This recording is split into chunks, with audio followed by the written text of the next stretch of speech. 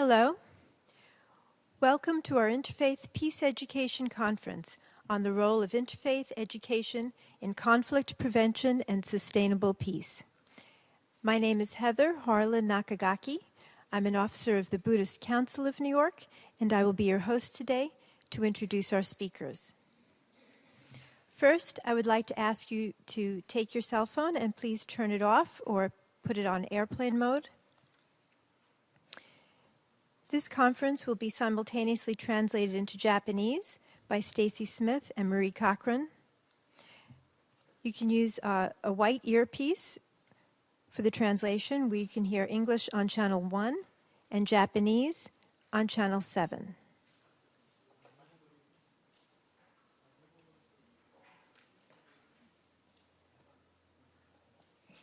Just a moment, please. I'm sorry. 日本語の方、7番、1番が英語になってます。そして7番、分かりますかね、順番に押していただくと7番に合わせられます。そうすると日本語が聞こえます。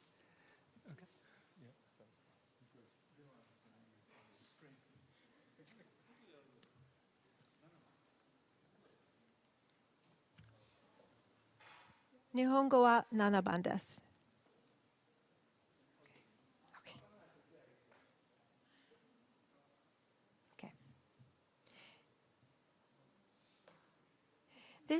This international conference aims to facilitate a working ground for educators and followers of different faiths to discuss ways to open paths for using interfaith education for the cause of peace building and prevention of social conflict.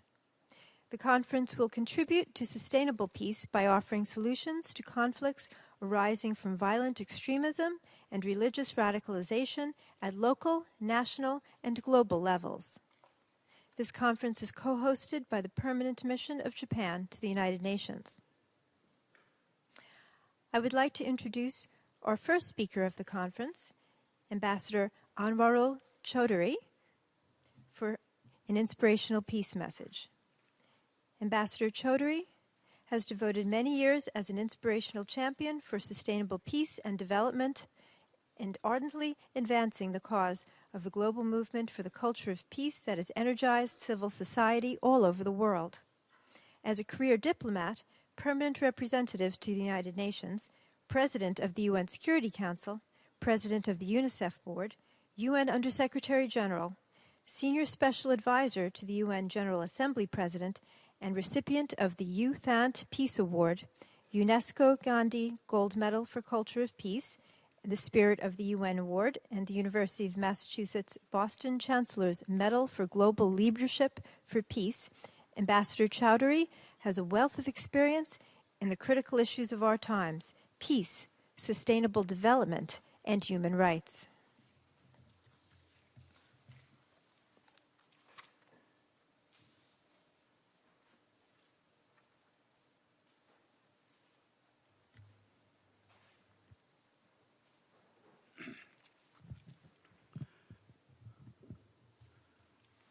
Thank you very much, Ms. Nakagaki, for your kind introduction.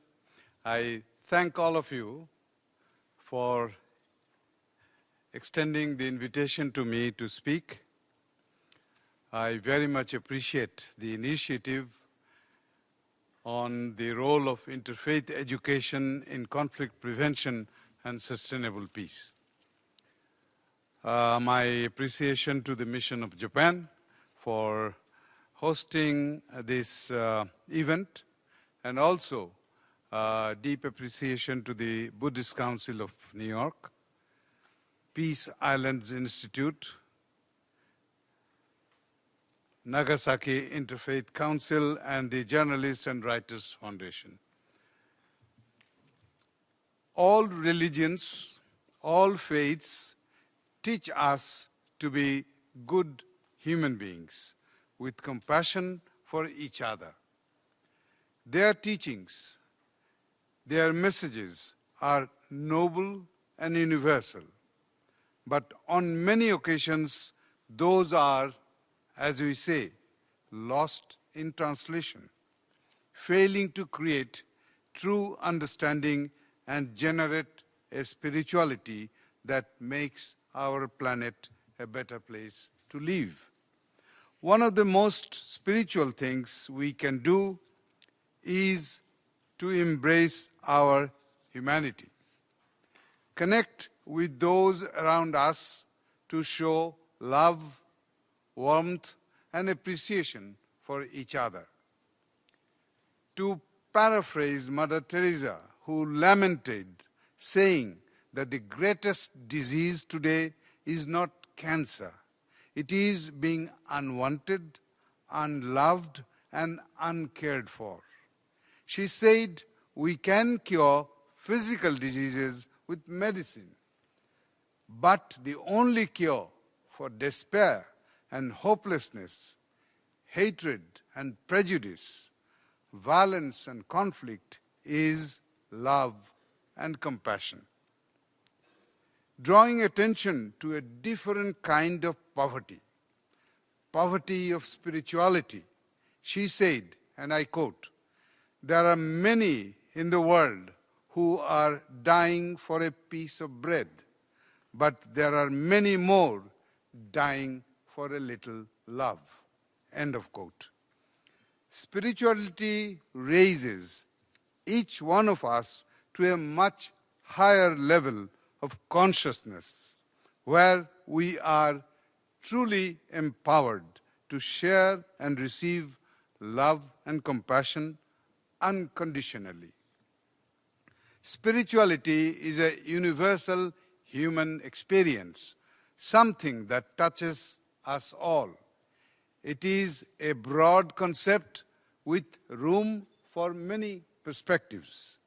Spirituality, therefore, is integrally linked with interfaith work, which aims at religious pluralism taken as normative and ensures that religious differences do not cause conflict or even concern. From Asia to Africa, to America, to Europe, the world seeks a remedy for prejudice, violence, and conflict. It is the need of the hour.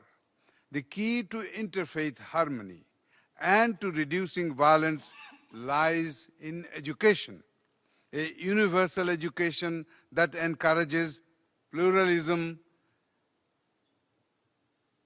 Yesterday, I moderated a conference near Los Angeles, billed as World Summit of Educators, focusing on education for global citizenship, which brought together 75 educators from 30-plus countries.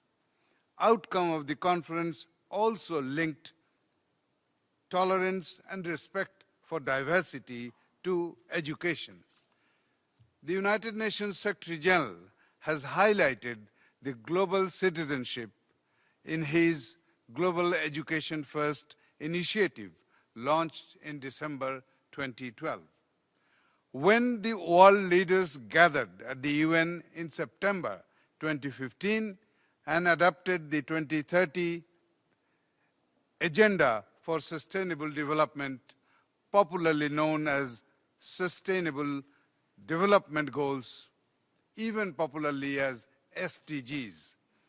The specific goal on education identified global citizenship, the culture of peace and nonviolence among the essential elements needed for meaningful education, which creates a reverence for diversity and a sense of belonging with the whole world, which raises human values above everything else and promotes the oneness of humanity. Progressive times require the culture of peace, which recognizes that peace not only is the absence of conflict, but also requires a positive, dynamic, participatory process where dialogue is encouraged and conflicts are solved in a spirit of mutual understanding and cooperation. As such, the United Nations Program of Action on the Culture of Peace asserts that a key role in the promotion of a culture of peace belongs to all, including religious bodies and groups. Recognizing that the moral imperatives of all religions, convictions, and beliefs call for peace, tolerance, and mutual understanding, the United Nations reaffirmed that interreligious dialogue constitutes important dimensions of the culture of peace and proclaimed in 2010 that the first week of February every year will be observed as the World Interfaith Harmony Week between all religions, faiths, and beliefs. Secretary General Ban, in his message last year for this week, mentioned that the World Interfaith Harmony Week celebrates the principles of tolerance and respect for the other that are deeply rooted in the world's major religions. The observance is also a summons to solidarity in the face of those who spread misunderstanding and mistrust. Let me conclude by underscoring that when the education becomes meaningful, when children understand that human values exist in all the great traditions, when children glimpse the humanity of believers of other faiths, and when children know that the truth is expressed outside their own religion, then narrow-mindedness, the root of violence and terrorism, will not survive. Thank you.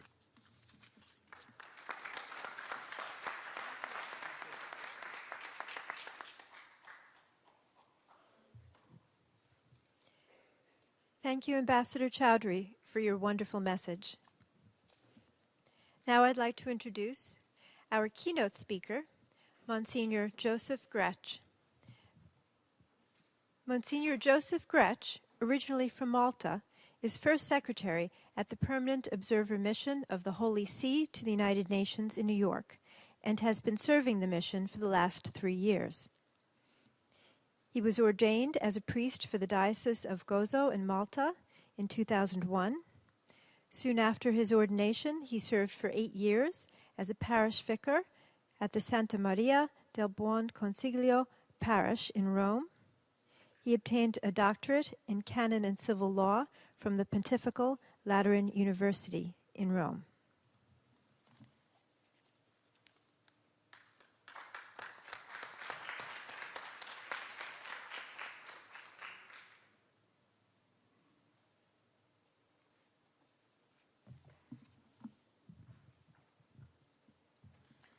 Thank you very much. Excellencies, distinguished panelists, dear ladies and gentlemen. I wish to thank the Permanent Mission of Japan, the Nagasaki Interfaith Council, the Peace Island Institute, the Buddhist Council of New York, and the Journalists and Writers Foundation for the kind invitation to participate in this afternoon's conversation on the important role of interfaith education in preventing conflicts and promoting lasting peace. Across the centuries, and still today, one would have to be blind or obstinately biased not to see the enormous good that comes from faith, not just for individuals, but for society. Long before the founding of the United Nations, long before the birth of many of the states represented here, religious believers have been helping to lift the poor out of privation, feed the hungry, build hospitals to care for the sick, found educational institutions for orphans and poor girls and boys, care for our common home, welcome strangers, reconcile warring factions, build peace, battle injustice, and advocate in manifold ways for the dignity and rights of those so often left behind. Those living by the Golden Rule, common in one form or another to almost all major religions, whose faith in God has motivated them to sacrifice their time, talents, material possessions, and sometimes even their lives for their neighbors and strangers, will always be essential catalysts for the social good, because not even the most efficient and expansive government bureaucracies will be able to render expendable the experience, energy, and inexhaustible efforts of individuals and non-governmental organizations whose fundamental motivation is the love of the neighbor that flows from faith in God. At the same time, we know tragically that religious faith, both past and present, has not always been exclusively a cause of good. There are some who wonder whether religion is really a force for peace or for violence, who question whether religious faith inspires people towards good rather than evil, towards charity rather than carnage. They'll cite the Crusades, the centuries-long war known as the War of Religion, and the human sacrifices of the Aztecs and worshippers of Moloch as supposedly incontestable evidence that religious faith produces sadism rather than good Samaritans. They'll point out the atrocities produced in the name of religion as the poisonous fruit produced by faith. One of the principles of basic fairness, however, is that we judge any religion or philosophy not by those who don't live according to its teaching, but by those who do. A believer who thinks that the commandment "thou shalt not kill" means a green light to do exactly the opposite is certainly not an observant and obedient one, and that a person's infidelity should entir the fidelity of the rest. While religion has not been successful in restraining every believer's propensity for evil or violence, the absence of religion, as we saw last century in a abhorrent bloodbath unleashed by virus, secularist, anti-religious, or explicitly atheistic regimes, has likewise struggled, and perhaps struggled even more. The point is that while religious faith is one of the most potent forces for lighting a fire for the good of the world, when it is manipulated, corrupted, or hijacked, it can fuel personal, social, and cultural arsons. That's why our topic today on the role of interfaith education in preventing conflict and promoting peace is so important. How do we engage in interfaith education in such a way as to build rather than to destroy, to harness the enormous good while inoculating against abuses? At the risk of simplification, I think good interfaith education, like any education, involves three basic elements. The first is engaging in the type of dialogue that will allow believers of different faiths to know accurately what they believe and what others believe. So many difficulties flow from false or caricatured understanding of what others believed based on interpretation or of objectionable words or deeds of an unrepresentative few. In many places, however, interreligious dialogue has never risen above the level of bilateral dialogues. True dialogue is done with respect for each other's dignity, conscience, intimate convictions, sincere desire to know and serve God, and sacrifice to serve others. Even if one thinks the other is mistaken about the answer to some of the most important questions, such dialogue leads to an education that can quell prejudice and stereotypes, unwarranted fears and discrimination, leaving room for mutual respect. This conversion should not be limited to religious leaders, but extended as far as possible to all believers, since it is above all the conversation in daily life that will bear the most fruit. The second step is the fair, clear, and cordial transmission of what one believes and what others believes, so that friendship and collaboration, rather than prejudice and alienation, have a chance to ensue. Among the essential elements that are beneficial for a solid interfaith formation would be the golden rule: treat others as you would have them treat you, conveyed not merely as an ethical principle, but as something pleasing to God. The moral sense that God desires us to treat each other with fraternity, rather with the animosity of Cain versus Abel, and that the failure to respect another's violates one's own principle of faith. The respect for one's other's religious freedom, and therefore, in disputed points, to propose rather to impose the truth. Genuine formation as a peacemaker includes the importance of forgiveness and reconciliation, based on a heightened sense of one's own need for God's mercy, and a clear condemnation of evil, including when evil means are used in favor of a good religious end. The final step is to live by those principles to the extent possible, personally and communally. Pope Francis talks about interfaith dialogue and education as a joint journey in which people of different religions and cultures, neighborhood and nations begin to walk together, recognizing how much humanity have in common, how much beauty and goodness exist in each other, and how much wisdom is imbued in the way the other approaches the most important questions of human life. This walking together can lead to working together in projects that not only strengthen mutual bonds, but also serve society in joint interfaith activities. One of the most important of these would be common witness in an increasingly secularized society, and of the importance of beauty and of a life of faith, and the help that light of ethical principles illumined by faith can bring to public debates about common good, freedom, human dignity, rights, and more. These are the principles of the Catholic Church at her best. It seeks to promote across the world, particularly in its over 200,000 parishes, 95,000 elementary schools, 44,000 high schools, and tens of thousands of colleges and universities, where Catholics and the non-Catholics are educated and formed to recognize the dignity of every person and the rights, responsibilities, and way of life that flows from that recognition.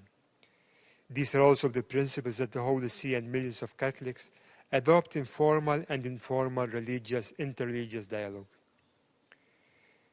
In his exhortation laying out the pastoral program of his pontificate, called The Joy of the Gospel, Pope Francis said that interreligious dialogue is a necessary condition for peace in the world, and so, he continued, is a duty for Christians as well as other religious communities. Proper, solid, sincere, engaging, mutual interfaith education, we know, is not sufficient in and of itself for preventing conflicts and sustaining peace, but it is indeed necessary. Because of that necessity, it's something that should be supported by all religious faiths and those of no faith, by government and civil society, by public and private education institutions, and by the media and culture. Today's event is a bright spotlight on its crucial importance, and I thank the organizer once again for inviting the Holy See to participate in this conversation.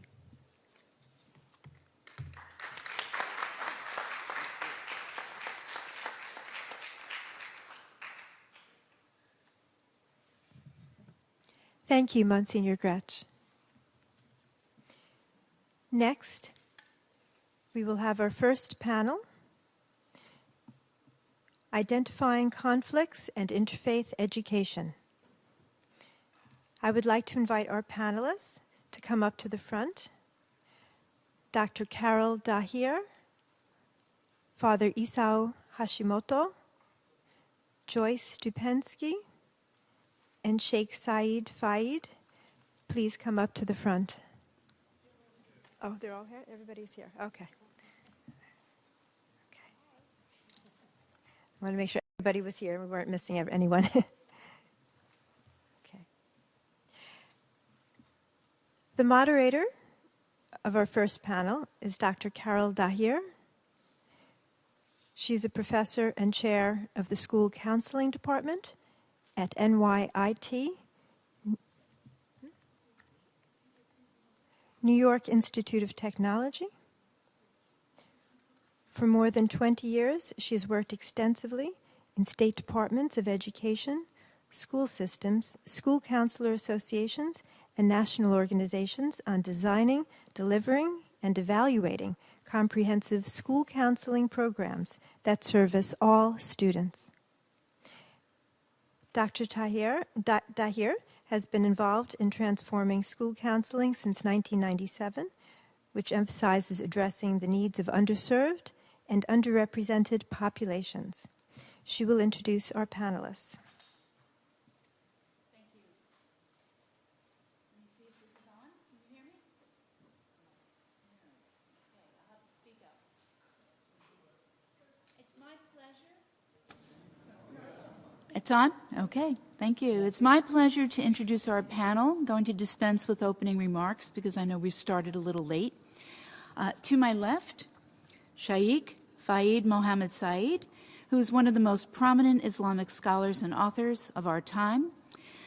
Shaykh Fahid's efforts include teaching and community outreach, work in the UK, and I heard today he came all the way from Dubai to be with us. Mm-hmm. Among his specialization is discussion about coexistence, interfaith, Islam in the West, counterterrorism narrative, and sharing the core of the transformative message of the Prophet Muhammad. To my immediate left is Joyce Dubensky. She did not quite travel as far. Joyce and I both came from Manhattan. She is Tannenbaum's CEO and is a noted author and international presenter. Ms. Dubensky speaks and conducts workshops on all the Tannenbaum programs, including the Alliance of Civilizations, also at the United States Institute of Peace, the International Academy of Practical Theology, Merck, Quality Care for Diverse Populations, and Harvard Universities. And to my right is Father Isao Hashimoto, who is the first Secretary, Permanent Observer Mission of the Holy See to the United Nations, and also one of the sponsors of our event today. I'm going to turn our discussion right over to Ms. Dubensky, and she will start our discussion this afternoon. Not on. I'm hitting yes, and it's not doing anything. Yes. This button? It's on now. I'm on. Yeah. Hi. Good afternoon. It's really an honor to be with you, and I want to thank all of the sponsors for making today possible. This is an important conversation, and I do believe that you will hear themes across the speakers. I know that I will be repeating some of the things that you've already heard.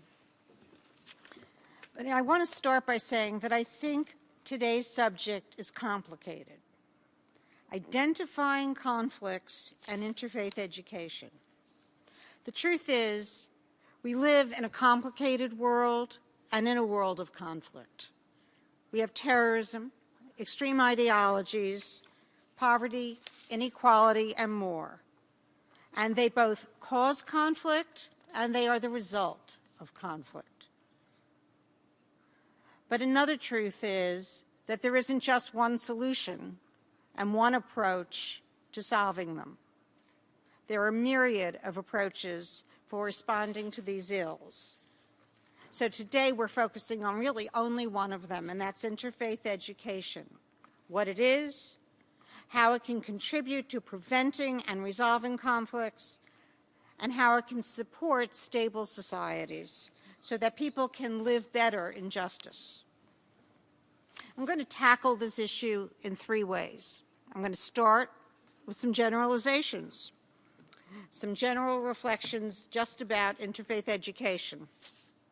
Then I'm going to tell you about Tannenbaum, my organization, and some of the practical things that we do to help teachers so that students can be educated to be global citizens, successfully able to work with people across the globe who believe differently and come from different backgrounds and traditions. And finally, I'm going to tell you a story about two women from very different religions, religious traditions and experiences, and how they came together to bring to their students peace education. So first, some of my reflections. It seems to me that when we talk about education, very often what we're really talking about is secondary education or university education. But if we're really thinking about education, it's a whole lot more. It's the education that our youngest students receive and need to receive during their most impressionable years. And it's adult learning, like training diplomats and beginning to train them so that they know how to work with people of different religions and how to work with religious actors in armed conflicts.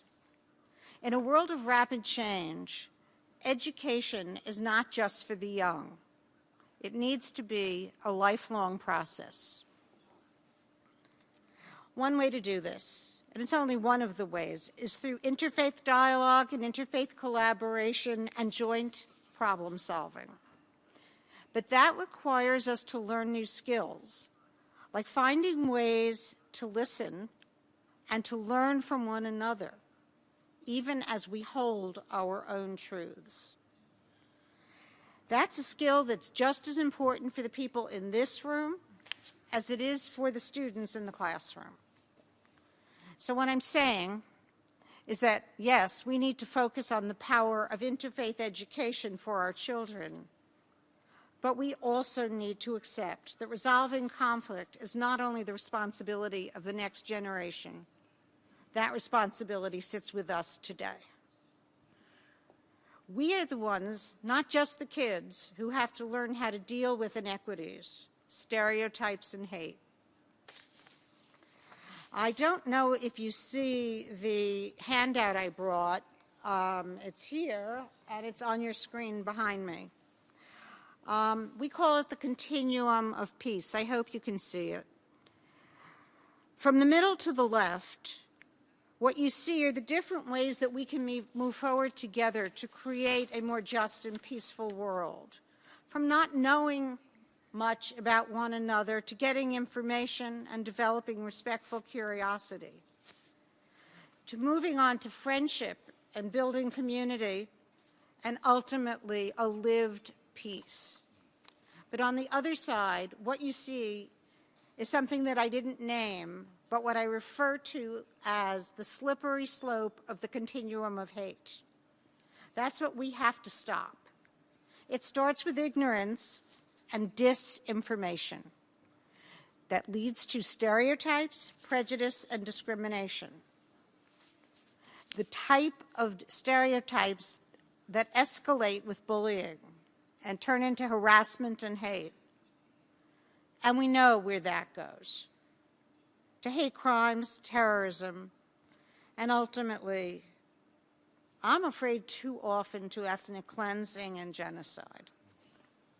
It's a very slippery slope. And which way we go depends on a lot of things, but one of the things it depends on is our teachers. How they teach, what the students learn, and it depends on us, how we keep learning and what we keep learning. So the questions for the teachers, the students, and all of us are we ready? Are we ready to seek real data and facts? Are we going to learn to be curious about differences and about the world around us? Or are we getting fixated on stereotypes? Using this tool, imagine a young boy who moves into a new neighborhood. His family is sick, and he wears the pot car to cover his hair. On the first day, Monday, he goes to school and he meets his new classmates, most of whom are Christian, from various denominations. They've never seen anyone like him, and they have never seen anyone wearing a pakar. What happens?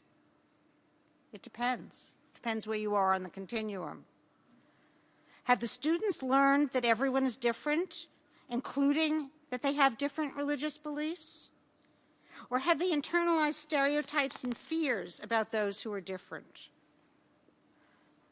The answer to that question will make all the difference. But we do know that through education, we can encourage what we call a Tannenbaum, respectful curiosity. And that's a skill set I think we all need. And through education, we can help to discourage conflict proactively. Now, I am not talking about learning what each other believes and the different doctrines that we may adhere to. That can end up being an exercise in memorization and in comparative religion. I'm talking about something bigger. I'm talking about education that helps students learn that being different is normal. And that even though we have many, many differences, we also have similarities. We need that kind of multicultural and multi-belief education so the kids can learn that differences are interesting and that when it comes to religion, we all share the golden rule. See, I told you it was going to circle back to what you had heard earlier. And that golden rule, that we are all supposed to treat others with the same care and love that we wish for ourselves. So what does this type of education look like? And how does it prevent conflicts? That's where I get into what we do at Tannenbaum. Tannenbaum developed a pedagogy for teachers. It's a method of how to teach in different subjects.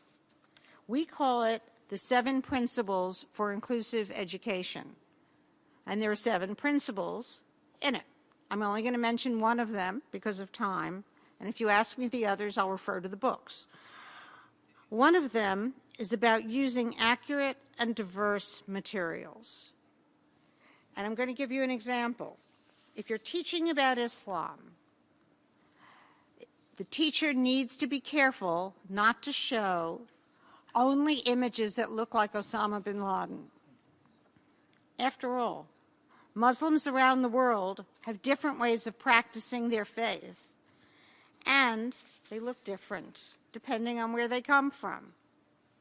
So don't let kids think that there's only one way of being Muslim. Don't only show them one type of image. Show them multiple images.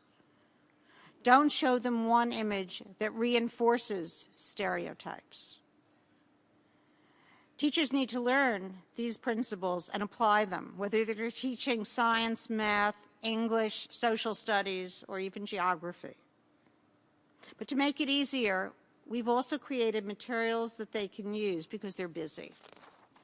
So I brought 2 of them just to flag them and show you that they exist. The first is called Religions in My Neighborhood. Right? It's for young children, the youngest ones who are impressionable and are really sponges and can learn. They can learn. There's an old saying that I heard that is not a Tannenbaum saying, but I'll adopt it for the moment. Nobody was born a bigot. It's from what used to be NCCJ. This is a way to help the kids. What does this curriculum teach? It teaches kids that people have lots of different ways of believing and that they may apply it to the earth and they may apply it to other similar things and they may share similar goals, but that they may get there in different ways. The second one is called the World Olympics. We're going to have the Olympics this summer. And through a study of the Olympics, through sportsmanship, through making up their own Olympic Games, through teamwork, the kids also begin to study a world where people from all different countries come together, and they learn about those countries, and they learn about the people in them, and they learn what they believe, and they learn that being different is normal. And we do more than just create curricula. We also try to give teachers resources that they can use every month. So Tannenbaum has a project called Combating Extremism, and once a month we circulate materials that are easy to read, user-friendly, and have questions. They vary in what the subject matter is. One was about testimony on Syria. Another was about diversity in Islam. Another was about world religions. Easy to read for students, easy to read for us. And the questions to contemplate and think about our differences and our similarities, to understand that core principle that being different is normal. Beyond what we do for teachers, we have resources for the grown-ups. So that in 2007, Tannenbaum published our first book on the men and women we work with in one of our programs who, because of religion, are working for peace in armed conflict. The book tells their stories. This is my copy, so you can see I look at it periodically. It's a mess. But it's Peacemakers in Action. We tell their stories. We tell how they grew up, what they believe, what motivates them, what techniques they use. And we tell how they've put their lives and their freedom at risk for peace. Some of them are educators by profession. What defines them for me as a religious peacemaker is their motivation, that they are religiously driven for peace. Others of them are involved in religion in education in other ways, including adult education. At the end of August, our next book is coming out on 7 more peacemakers, and we will be sharing new stories about some of today's most intractable conflicts, like the one in Syria, in Afghanistan, in Pakistan, in the Democratic Republic of the Congo, in Colombia, and Israel-Palestine. All of those peacemakers are educators in one way or another. And so now I get to the story part of my talk. I want to tell you about 2 of them. Osnat and Najiba. Both were principals of elementary schools. Both lived in the Galilee in the midst of one of the most durable conflicts on the planet. Osnat was a Jewish Israeli Zionist, and her modern school was in the heart of a thriving city. Najiba, a Muslim, an Arab Israeli, is the principal of a bustling school 10 minutes away in an Arab village. While her school is very well maintained, it is neither modern nor is it fully resourced. What was powerful about their story is that these 2 women came out of communities that have very different narratives of what is happening in Israel-Palestine. And too often, the ways we fail our students is that we only teach them one narrative. We do it through flawed textbooks, and we do it through teachers who dispel misinformation. One technique for addressing this is difficult but can be done. It's getting the students to practice telling the history from both sides, not just one side. And that's what happened to Osnat. It was during the Second Intifada when she met Najiba at a conference for principals. They were trying to figure out how to reduce tensions. The 2 women were drawn to each other and decided to work together. And for 8 years, they conducted what they called the project. They brought their teachers together, even though they were suspicious of each other. They brought the parents together, and then they brought the kids together, where they could meet regularly to paint together, to visit homes for the elderly, and to work together and laugh and dance. I was there and I saw them. Osnat was driven for justice as a Jew. Najiba was driven for justice as a Muslim, and together they were proud sisters of choice, who envisioned that their students could learn by knowing one another enough to break down some of the stereotypes and to learn more than just a one-sided narrative. These two women showed the power of religion and the power of interreligious students mingling, playing, knowing, and working together. But even more so, they showed the power of educating not only students, but also the teachers and the community. They changed the present, and they were about changing the future. What do we learn from this? That education for critical thinking is important, that teaching empathy and the other side's narrative is a critical technique to use, that religiously driven people can find ways to build interfaith understanding, and the teachers are on the front lines. We need to support them with resources like Tannenbaum's, and we need to applaud and support their efforts for peace, efforts that are often unpopular in their own communities. Thank you.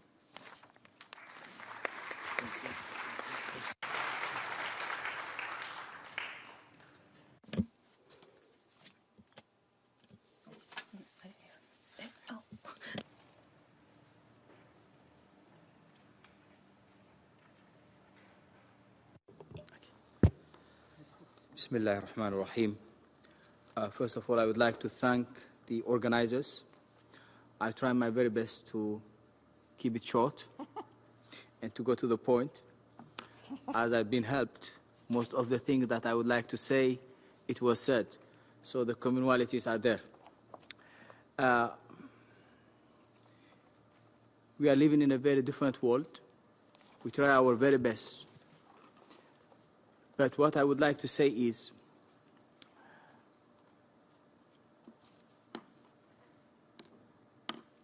I wanted to speak about maybe the main purpose or the sole purpose of the religion itself. In the Quran, Allah says, we didn't reveal the book to you in order to make your life difficult. So my understanding is, the main purpose of religion is to bring happiness to people. And what I would like to speak about is, through reading the Quran, I didn't, the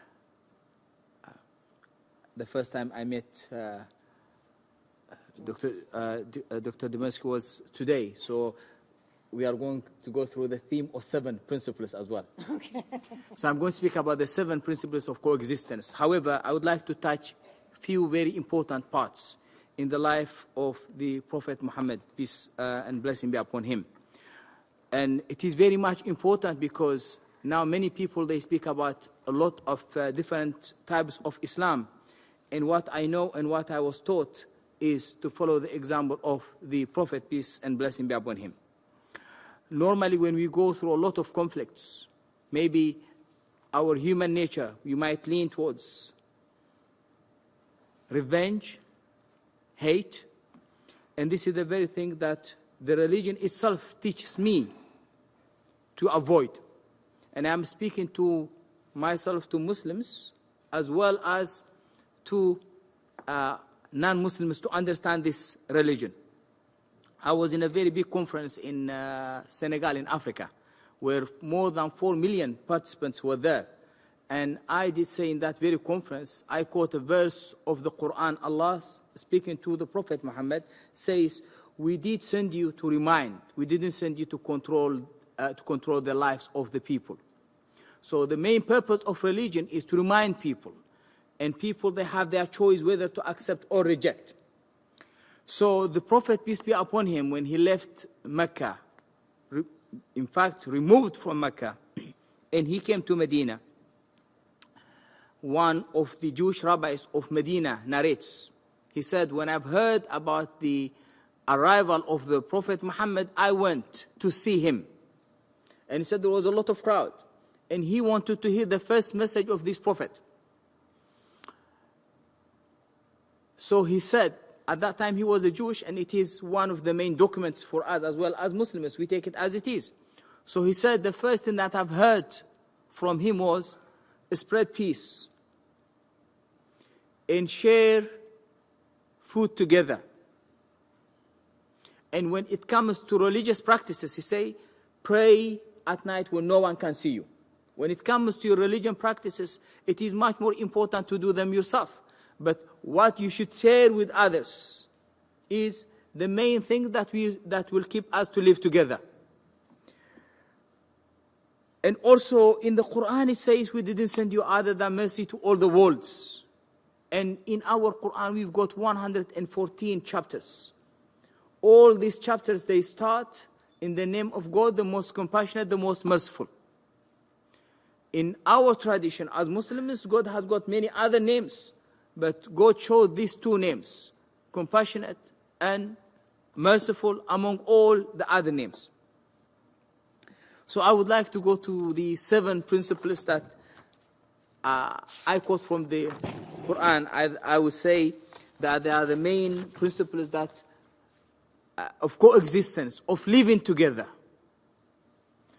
The first thing that I would say is, the Quran repeatedly confirms the principle of freedom of belief. This is very important that for us as Muslims to understand, because when we speak about even interfaith, we need it within each and every religion itself, let alone with other religions. So the Quran repeatedly speaks about this.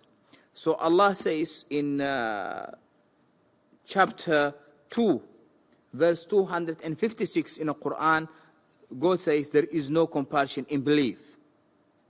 And also God says, whoever wishes, let him believe, and whoever will, let him disbelieve. So the first principle that should help us, all of us, to understand each other is the freedom of belief. The second principle is the recognition of one another. Not only freedom of belief, but also to recognize one another. And this will lead us even to respect one another. And in the Quran says, unto you your religion, and unto me my religion. The third principle is communication in its finest form. Because as God created on this earth, and it is God's will that we are different. Different in our colors, different in our belief. And the only way we live together is to communicate and to know one another. When I speak about this, I came from a country where I saw fighting. I saw, in my young age, people killed in the streets. And I saw the consequences of war. And it is very unfortunate that we kill in the name of God one another.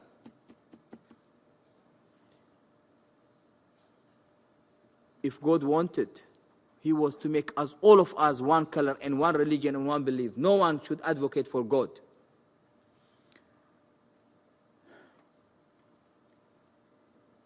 The fourth principle, I believe, is the principle of mutual harmony.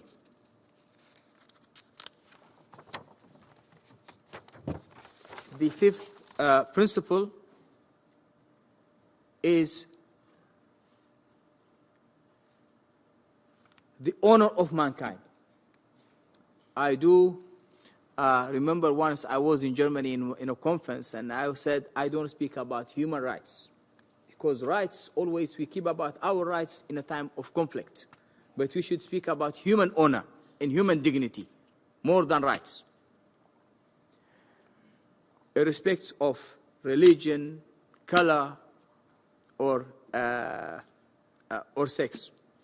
In Quran, and I should say this, and I should give the reference to it, in chapter 17, verse 70, God says, indeed, we've honored mankind. The sixth principle is justice. to be just with one another, whether we share the same belief or not. In our tradition, one of the names of God is the absolute just.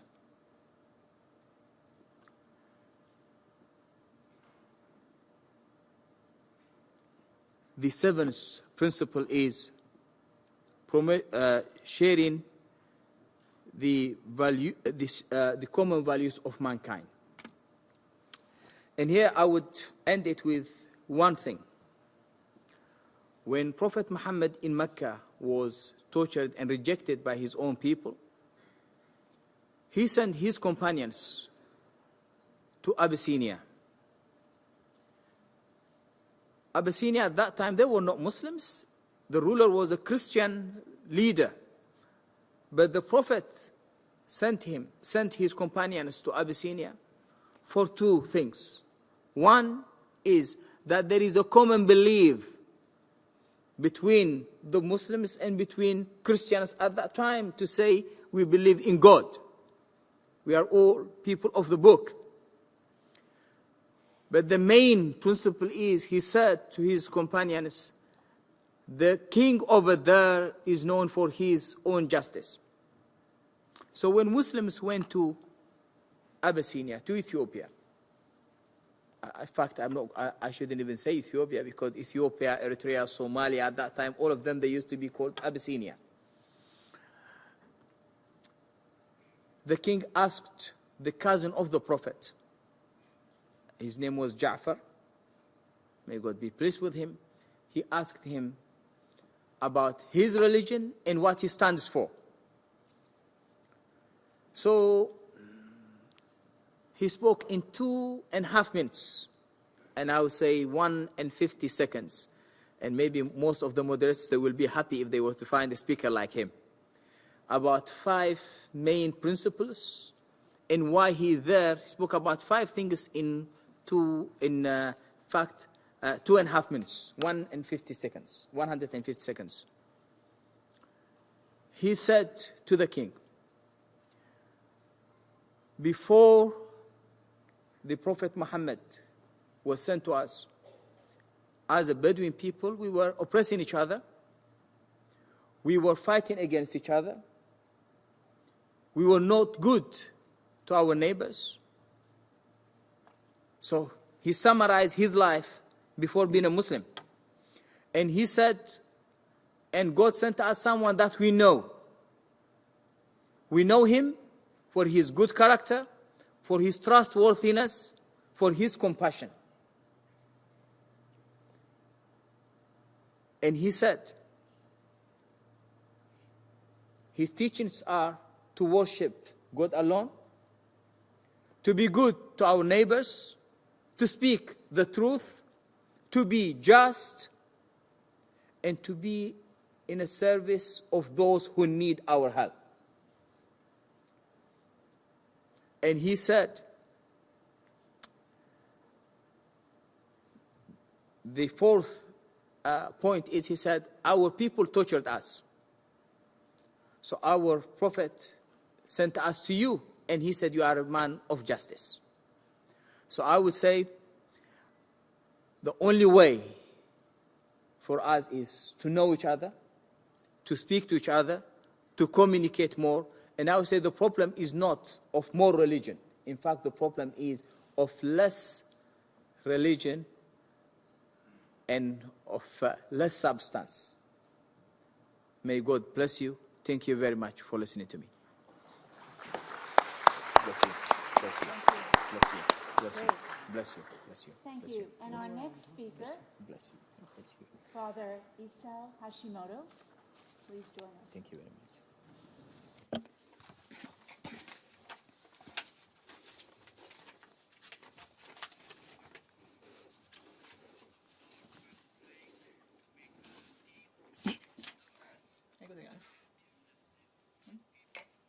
What's he doing?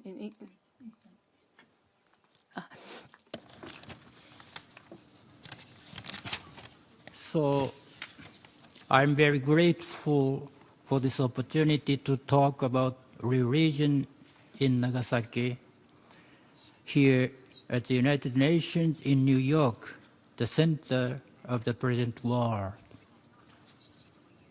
In Japanese from now. Sorry. 長崎の宗教者が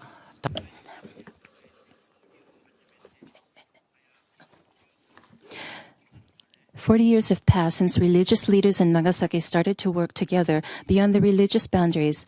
Konwakai, a friendly discussion and exchange, has been matured over time, I do believe.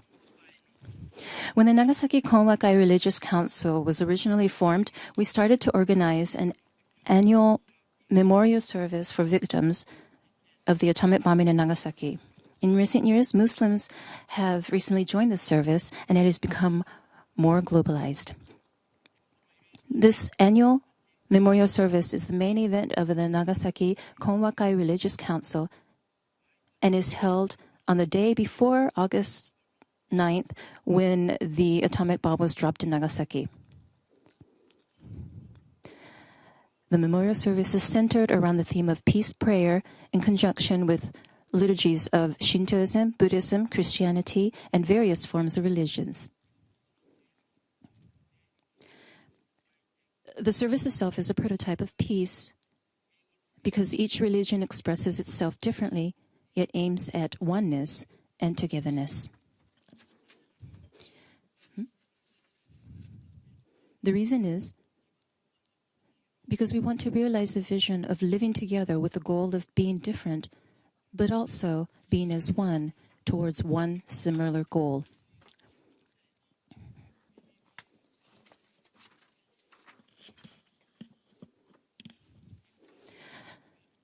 Concentric circles of death were spread by a single atomic bomb, yet at the very same place, a concentric circle of life, based on the fusion of our nuclei as human beings, rooted in depth and deep religious principles, should be spread instead of the destructive fusion of nuclear weaponry.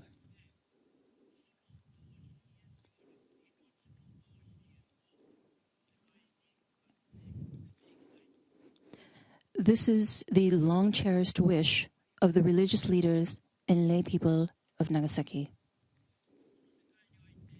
Many peace activities have been deployed in various ways throughout the world. We Nagasaki religious leaders express a heartfelt tribute to those peace movements and activities.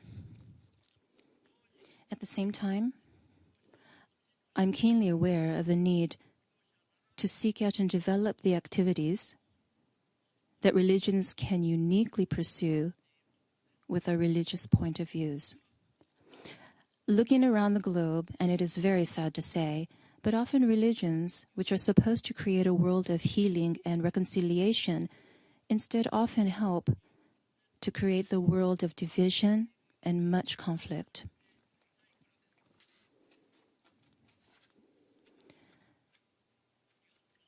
Daisetsu Suzuki, the well-known professor of Buddhism, introduced Japanese Zen culture to the Western world in the 1950s.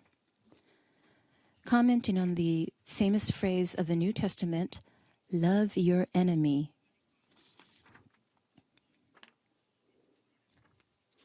Suzuki said, "Love your enemy is not bad, but Eastern sages do not recognize the enemy from the beginning.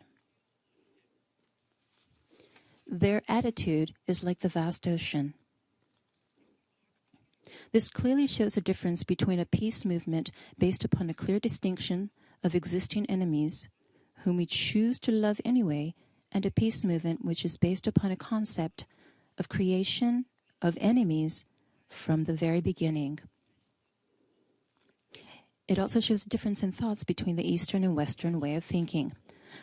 The point Suzuki makes gives a great suggestion to us religious people in terms of considering the foundation of peace itself.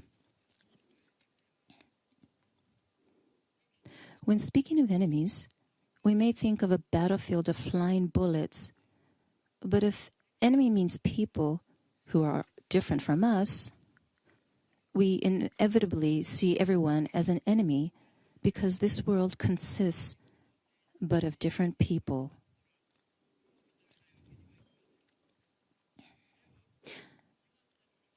But different people living differently, separately without any relationship to each other, may not be called peace either. How can we create the prototype of peace without conflict and with respect for differences? This is the eternal challenge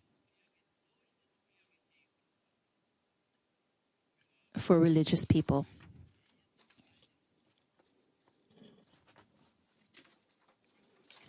The basis of Japanese culture is the idea of unity with nature.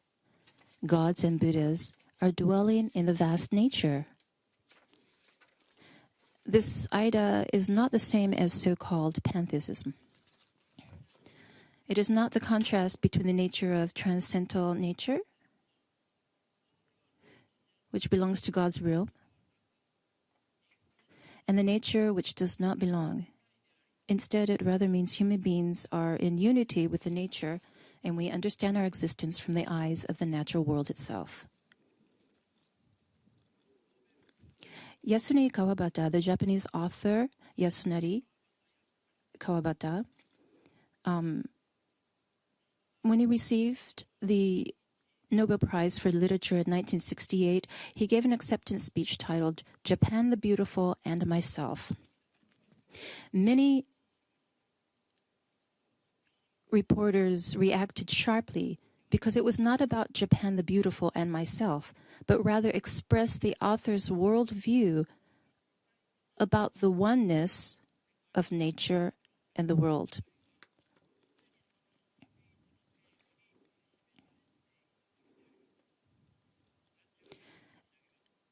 To put it simply, when the ground dries out, it winds up making cracks here and there.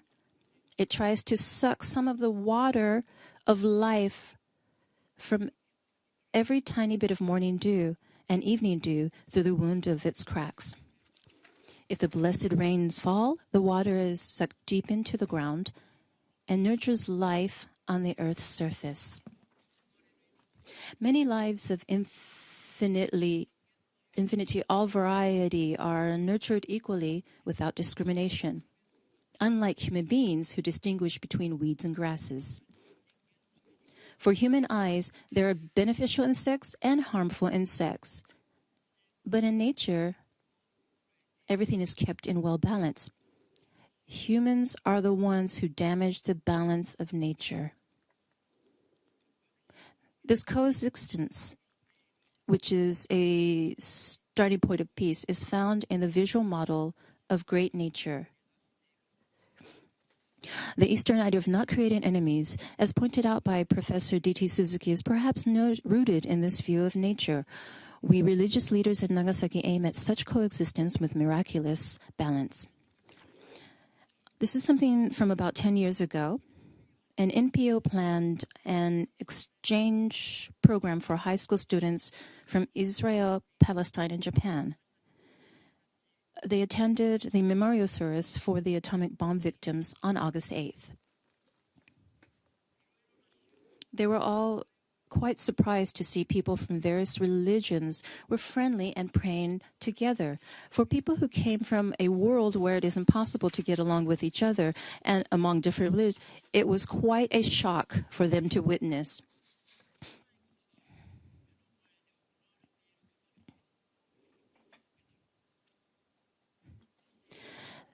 And then the next day, during the exchange program, a person whose brother was killed by the other country held hands with the high school students from that country, and they forgave one another.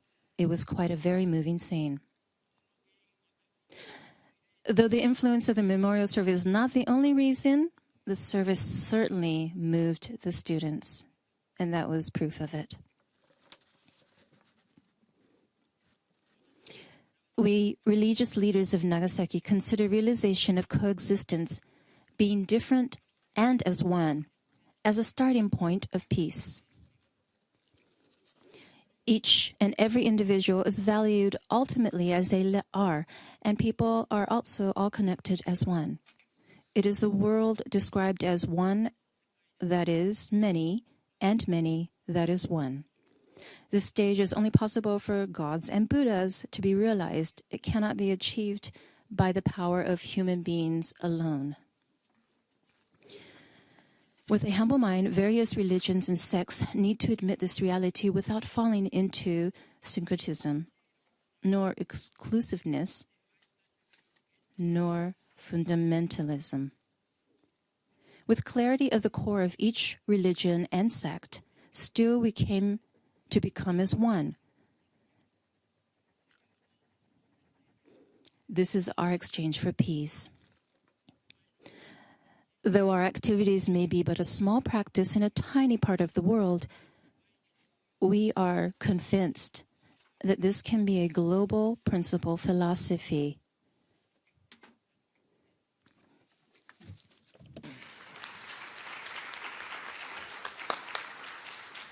Thank you.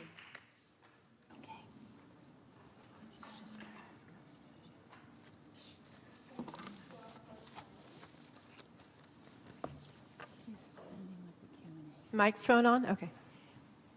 Thank you to all of our panelists. Now, I would like to invite our second panelist to come up to the stage for panel 2, Interfaith Education to Prevent Conflicts and Radicalization. Reverend Chloe Breyer, Professor Haruhiko K. Masaki, Ramaswamy P. Mohan, and Dr. Ephraim Isaac, please come to the stage.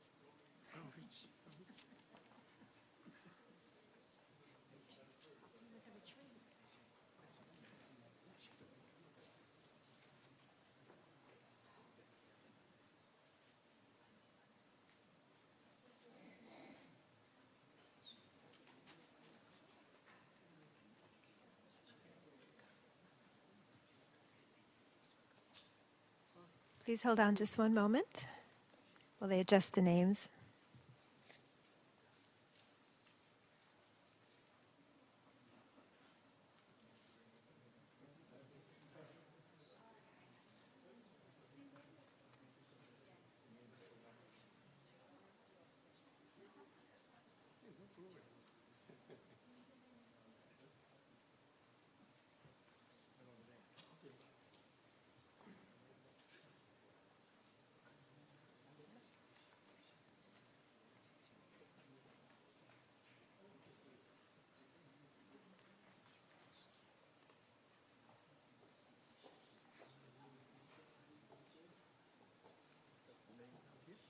Masaki-san is on there, yeah. Mm-hmm.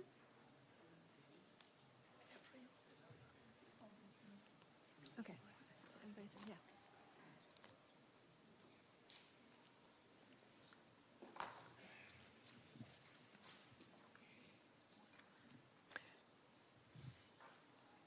The moderator of our second panel is Reverend Chloe Breyer, joining the Interfaith Center of New York in 2007 as Executive Director. Reverend Chloe Breyer has furthered ICNY's mission to bring together grassroots religious leaders with civic officials to address the city's most pressing concerns. An Episcopal priest in the Diocese of New York, Chloe Breyer has founded and directed the Cathedral Forums on Religion and Public Life at the Cathedral of St. John the Divine from 2000 to 2003. Following 9/11, she worked on an interfaith initiative to rebuild a mosque in Afghanistan destroyed by U.S. bombs. Reverend Breyer will introduce the panelists.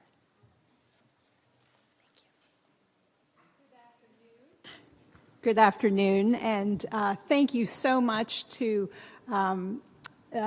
both, everyone who allowed this conference to come about in a very timely and important way, Peace Islands and the New York Buddhist Council. And it's a great honor to be here, and I think this could not be a more timely discussion, to be honest. And as we delve into this question of interfaith education and how it can prevent conflicts and radicalizations, I'm just going to begin with a couple of opening words and maybe a short introduction to how our work in New York City has broached this topic, and then we'll turn it over to each of the panelists, who will have, I believe, 10 minutes. And I hope there might be a moment at the end, if I make my remarks particularly short, where we could perhaps engage each other on the topic, because I think there are questions, and it's a rich topic. Well, one of the ironies about the world where we live, if it hasn't occurred to everybody, is how this increasingly connected and globalized world unfortunately lends itself to pockets of great isolation. And it's certain that radicalization doesn't always depend, isolation doesn't always lead to radicalization. It's quite safe to say that radicalization always involves a degree of isolation. And so that when we think about how do we as communities of faith engaged in this endeavor to address conflict, we're also addressing isolation.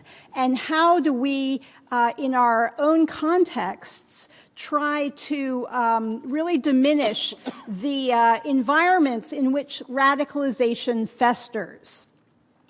I think about the way that the Interfaith Center of New York, which is an organization that's been around for about 20 years here in one of the most religiously diverse cities on the planet, and the effort that we have made to really provide civics education to grassroots and immigrant religious leaders. This is something that we're not alone in doing, but it's a particular approach to conflict resolution. And I think it's one that, again, in our context, works well. Politics, after all, creates strange bedfellows. Now, that's important because in some ways, the secret to diminishing isolation and the tendency to radicalization is to get used to disagreeing with people and interacting with people that you don't agree with. And our democracy here in New York City gives us plenty of opportunity to do that.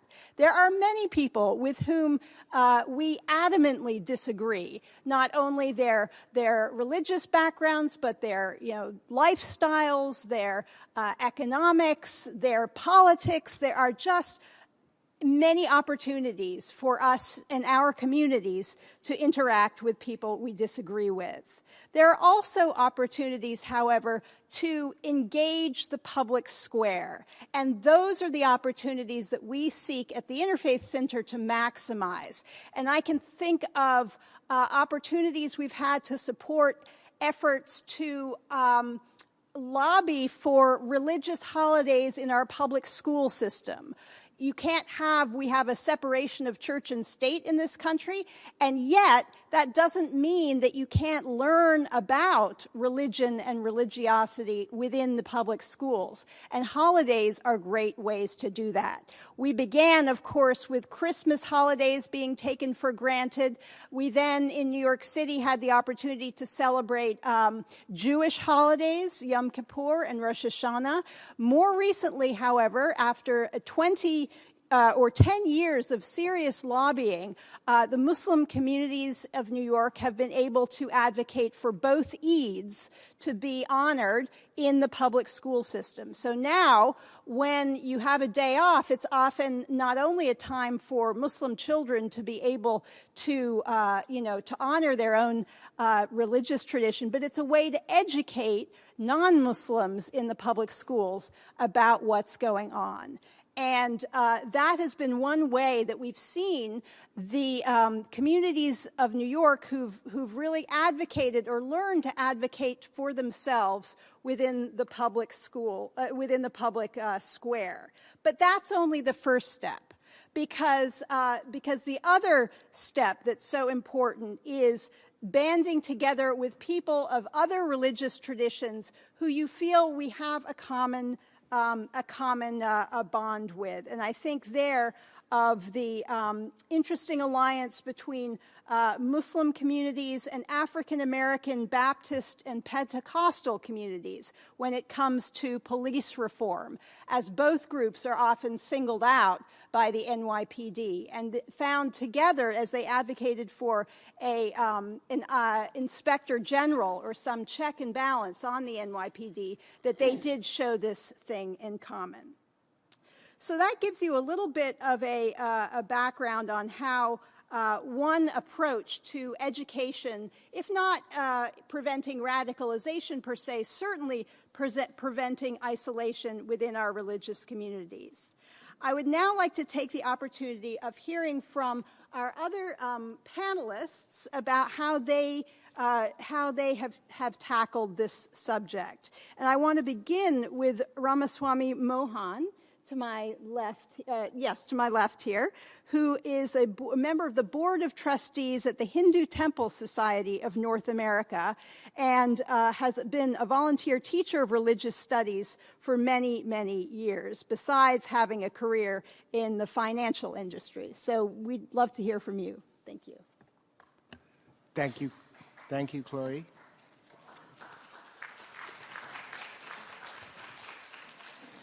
Good afternoon, everybody. Slide one. The questions that are addressed in this presentation: can interfaith education and dialogue be helpful in preventing conflicts and radicalization and also uproot its causes? Can religion continue to be a source of moderation? And can interfaith education play a positive role in the rehabilitation of the victims of conflicts and radicalization? Religion and role of interfaith leaders. When approached properly, religion offers an alternative vision of reality. That's a thesis. Interfaith leaders, by their very actions, try to convince others that it is better than the current reality of violent conflicts. This situation of constant conflicts at some point is bound to become unbearable to everyone. Interfaith education and dialogue. This is a continuous process. We saw a continuum that Tannenbaum, the head of Tannenbaum, showed us. Faith is a great equalizer, and faith leaders are trusted by their followers. Therefore, interfaith education and dialogue brings people into the same level. Once started, the process of interfaith education and dialogue should take place during good times and bad times. I'll give you 3 examples. 2 of them I personally was involved in, and the third one was in the local papers. Last year, the Turkish Council of Queens reached out to the Hindu temple to see whether we can do something together. We invited each other to our places of worship. This extended to a point that the Turkish Council members celebrated their iftar dinner, albeit a vegetarian dinner, at our Hindu temple. This was attended by over 50 people from both our organizations. Here is another example, this time during trying times. Earlier this year, we were visiting southern India and were caught in floods caused by 30 days of continuous rain and overflowing lakes and rivers. Volunteers from all faiths rose up to distribute food, clothes, and medicines using places of worship as centers. Muslims joined as volunteers and were inside Hindu temples helping all people. This is interfaith in action. My wife and I, by the way, along with our parents, were rescued by 3 brave commandos from the Indian Army, 2 of whom we learned later were Muslims. These commandos risked their lives to save anyone and everyone. Next slide. During the same floods, and this one was not publicized that much for reasons of negative impact, during the same floods, when hundreds of displaced Muslims needed a space to gather and pray, several Hindu temples locally offered their space inside for these Muslims to pray during set times on that Friday. The possibilities that arise from human connections, remarkable, I think. Next. Okay, what is interfaith dialogue? Interfaith dialogue brings people of different faiths together, including elites, mid-level, and grassroots activities. The dialogue here is not limited to verbal exchanges alone, as we saw a little bit earlier in my examples. It is of different types, settings, goals, and formats. It is aimed at mutual understanding without competing and focused on problem solving, but definitely not proselytizing. Types of participants and content of the dialogue. It may be one or more of the combination of some of the few things we're going to look at here. High-level religious leaders convene to speak collectively as advocates for peace. Involvement of elite interfaith organizations. Grassroots participants from all faiths are developed into agents of reconciliation. Theological and scriptural similarities are highlighted, and the dialogue extends into post-conflict period as a step toward reconciliation. Now, are we unique in this? Interfaith was a secular intervention. Interfaith dialogue programs may resemble secular peace-building programs in some ways, and in other ways, religious content and spiritual culture are infused, thus distinguishing them from their secular counterparts. Next. This is, I read somewhere, Dr. David Steele, who was involved in the Balkan problem, had it was very interesting to see there were 6 steps: active listening of each other's grief and genuinely processing grief, sharing personal stories of grief, which builds trust. Trust helps share real fears and causes of resentment. This starts building the bridge with ideas that are common to both. Once the bridge is built, work with each other to accept the differences in the same way we accept shared ideas. And lastly, stay with the very long process of reconciliation that involves restorative justice without any thought of revenge or retribution. What's more important? The importance of trust. That's the foundation. Constructive steps can be taken via interfaith dialogue only when mistrust is eliminated. Interfaith leaders are generally trusted and have demonstrated their capability to bring together the rank and file of multiple faiths. Well, dialogue alone is not going to do it. Beyond dialogue, since dialogue alone is not enough, the group also takes collective actions together in their communities. Groups are brought together to work on social justice causes, poverty, children and women's issues, refugee problems, etc., to name a few. Included in these are large numbers of families offering support to each other, which is augmented by the good results of interfaith interaction. A quick word about radicals. Not all radicals are violent extremists. Let us understand a bit about radicalization that you were talking about, Chloe, and violent extremism. All violent extremists were probably radicals first, but fortunately not all radicals turn out to be violent extremists. Radicalization in some cases is a precursor to violent extremism. Let us try to identify who's a radical. Radicals are not less educated and illiterate alone. Several are educated achievers that are frustrated. They all have a deep sense of collective frustration, humiliation, and deprivation in relation to expectations. Therefore, they are prime targets to be recruited as violent extremists. Key is to identify susceptible radicals. The goal is to identify those radicals that are susceptible to the messages of the violent extremists, and then with non-coercive intervention, prevent them from becoming violent extremists. Now, how can that happen? People from different faiths, but with common problems. Through dialogue, interfaith dialogue, there may come a realization that though they are from different faiths, they have several common fears, injustices, income inequality, and how they feel disenfranchised. What next after initial dialogue? Once realization sets in, program development should start. Depending on the types of intended changes the programs seek, they may be of different types. Let's take a look at some of the different types of interfaith programs and their goals. Changes in thinking, understanding others' need, important, empathy. Changes in relations, positive attitude toward interaction, working jointly for causes. Establishing groundwork for new programs, collecting resources to offer meaningful programs, forming teams from various faiths.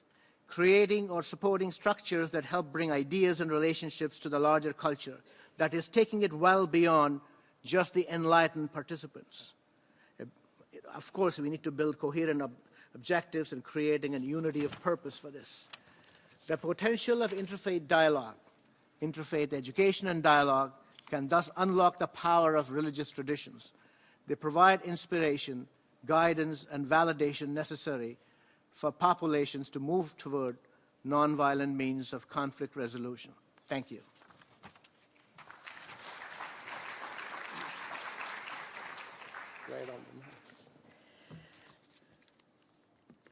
Our next speaker, Haruhiko K. Masaki, is the chief priest of Koiji Temple, Buddhist temple in Nagasaki. He was born in 1938 in Hiroshima and is taught at the universities there as well. Thank you so much.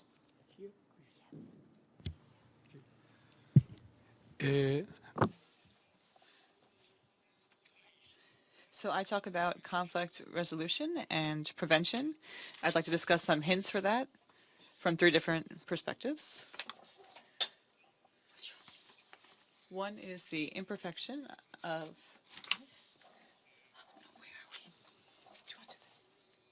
in other countries. In Japan, we've had wars as well.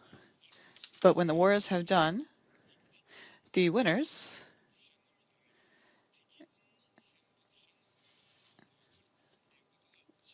of the war have carried things out in their own way after losing lives in the war. In the Middle Ages, in Japan,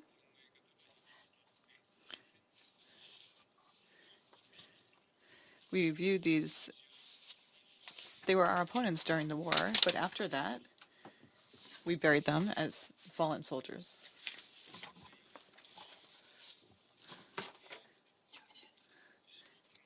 There have been very few wars of religious conflict in Japan. One of them was in 1637, the Shimabara Revolt, a major battle involving oppressed Christians in Kyushu from Nagasaki to Kumamoto. Yoshihisa Shimazu, the head of the Shimazu clan, built a huge 55-meter stupa tombstone to memorize everyone who lost their lives, both Christians and Buddhists, and then invited 1,000 monks to do a memorial service. There is a record of this. Last year, I had the chance to visit Mount Koya, where Venerable Kukai started the Shingon school of Buddhism in Japan in the 9th century. While there, I saw a memorial for native Malaysians, as well as Japanese and Australian soldiers who had fought in Borneo, which is Malaysia today, during World War II, with 3 flags representing each country when I visited this site. And there were 3 flags for each of their country. And you can't see it because there was no wind, but there were 3 flags there from each country. And then, close to that, I found stupas to memorialize white ants and blowfish.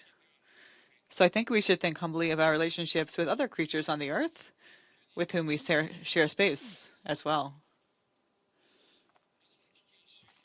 Members of the Nagasaki Prefecture, Konwakai Religious Council, together with the Japan Buddhist Conference for World Federation, have participated in the December 8th memorial ceremony at Pearl Harbor since 1982. Initially, They were viewed with uncomfortable feelings by local residents in Hawaii, is what I've heard, but it's become an annual event over there. Also, past presidents of the USS Arizona Memorial at Pearl Harbor also participated in the Nagasaki Atomic Bomb Memorial Service on August 9th in 1983, 92, 2002, and 2005. How is it possible to equally save both enemies and friends? I find the source of this idea in our country's Article 10 of the 17th Article Constitution, our first constitution that had been created by Prince Shotoku in 604 AD.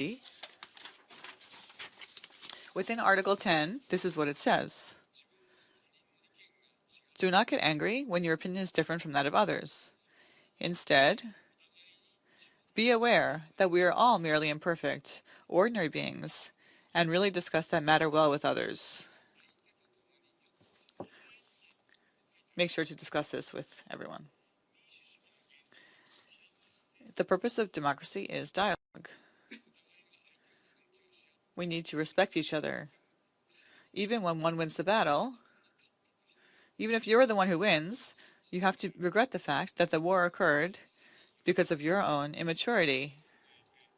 You have to think in this way and then have a memorial service with the mind of feeling sorry. But we should really learn from history that it's not always the best choice to opt to fight. This is something that us living in modern times should be aware of. The second point I would like to highlight is the education that values life. We need interfaith education to learn how to value life. Every religion prohibits killing people as a basic principle. This is what you would expect from any religion. Religions with a long history, which have been through trials, and have been accepted by many races, must have a fundamental common truth and morality. This is not just for religion, but also morality, culture, law. These are all systems based upon the preciousness of life. Within Buddhism, all living beings have a Buddha nature. This means they have the potential to become enlightened and become a Buddha. This, from the eyes of the enlightened one, every life of all human beings has ultimate value, a value which is beyond the human judgment of likes and dislikes, good and evil. In Japan, there are many Pure Land Buddhist followers. Master Shinran, the founder of Jodo Shinshu, taught about the boundless compassion of Amida Buddha for all sentient beings, and particularly towards evil people who go against truth and are creating problems. What I want to say is that evil people are normally considered our enemies. This is true, but they are also embraced by the Buddha's deep compassion. So, we try not to harm them. This is something that you would feel. For example, even if someone is your enemy, it can't be said that it's okay to kill that person. There is no life that is okay to terminate. If we have to kill, in that case, at the very least, we must think, sorry that I have to take your life.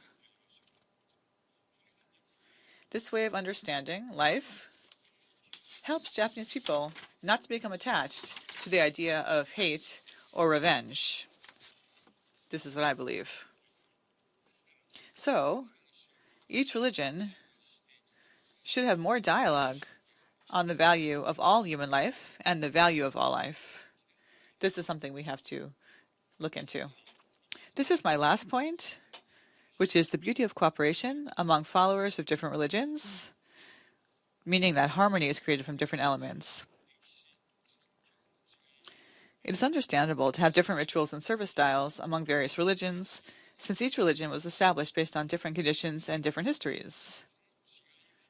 Therefore, these differences should actually be celebrated instead of used to create divisions. Differences mean the unique characteristics of each religion. It is actually more beautiful to see a variety of colorful flowers blooming than one single colored flower on the earth. The Greek philosopher Heraclitus of Ephesus said, "That which is in opposition is in concert, and from things that differ arise the most beautiful harmony." The Nagasaki Religious Council has organized various activities to appeal for this harmony from differences with mutual respect, and they've been practicing this. For example, there are a couple of examples. In Nagasaki, the Buddhist birthday is celebrated on April 8th for a spring festival. This is not only by various Buddhist traditions, but also together with leaders from other religions. Every year, messages from the Pope in Rome are delivered, and the highest leader of Islam sent a message recently as well. The Nagasaki Atomic Bomb Memorial Service has been observed on August 8th for 40 years. Representatives from Shintoism, Buddhism, Catholicism, Protestantism, and new religions participate in the event. And this has continued for 40 years. Starting 5 years ago, Muslim representatives from Turkey have joined the ceremony. Representatives from Taoism and Judaism have also participated. Also, various religious leaders receive the invitation to the Christmas Eve service. They are able to sit in the first row of the church, and then when it was done, they were introduced to the congregation. The Nagasaki Konwakai Council members visited Catholic sacred sites, including the Vatican, Buddhist sacred sites in India,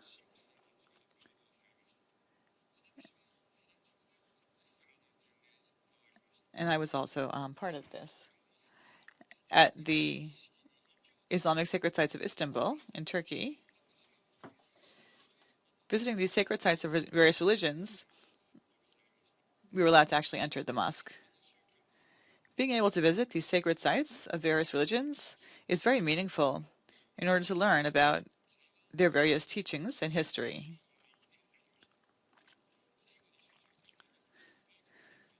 We always have many dialogues with religious leaders during our pilgrimage trips. Lastly, I would like to share the Japanese way of thinking about the relationships between various religions. Let's pretend that we have a cup of soup. Viewed from the top, the soup bowl is concave in order to put the soup in it. However, if you turn it over, one can see the same bowl is also convex.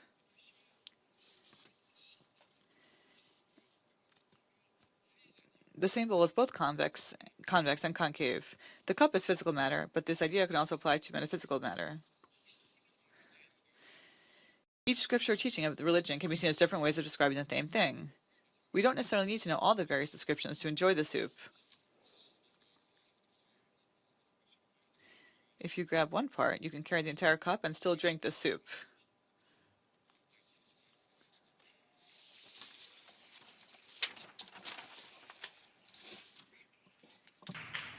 Thank you.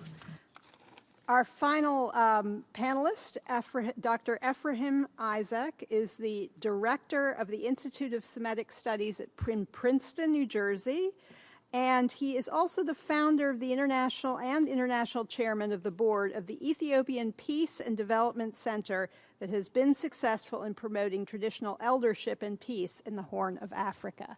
Thank you so much for joining us. Thank you very much for your introduction.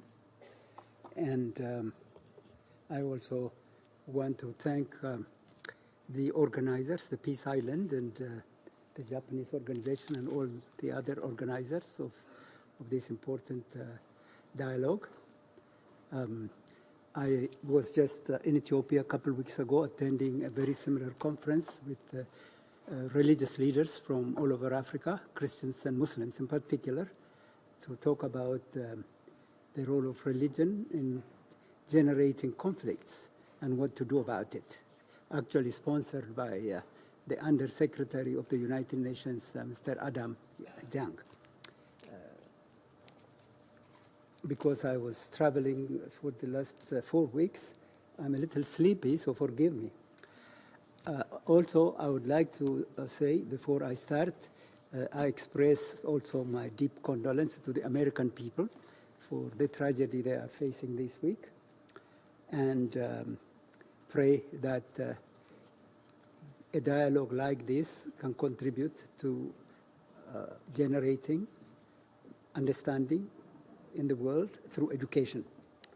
Let me start my comments by reading a song from the South Pacific. Many of you may know that song. You've got to be taught to hate and fear. You've got to be taught from year to year. It's got to be drummed into dear little ear. You've got to be carefully taught to hate. You've got to be taught to be afraid of people whose eyes are oddly made, and people whose skin is different shade, whose religion is different. You've got to be carefully taught. You've got to be taught before it's too late, before you are 6 or 7 or 8, to hate all the people your relatives hate. You've got to be taught carefully. You've got to be taught to hate.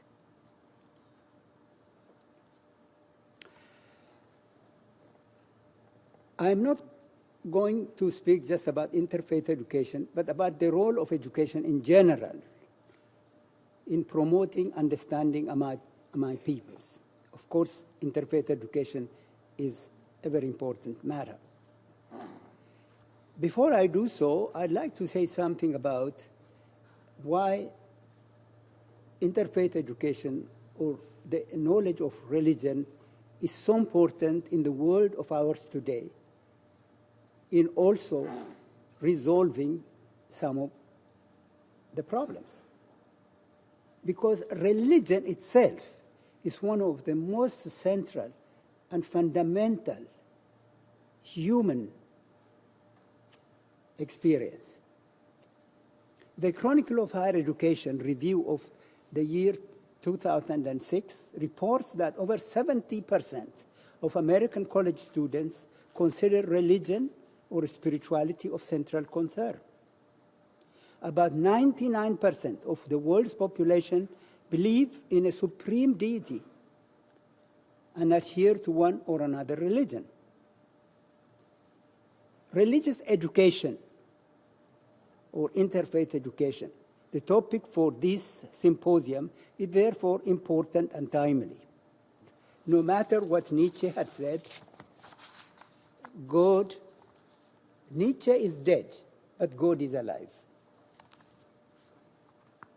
Unfortunately, terror in the name of God continues to pervert world politics and religion.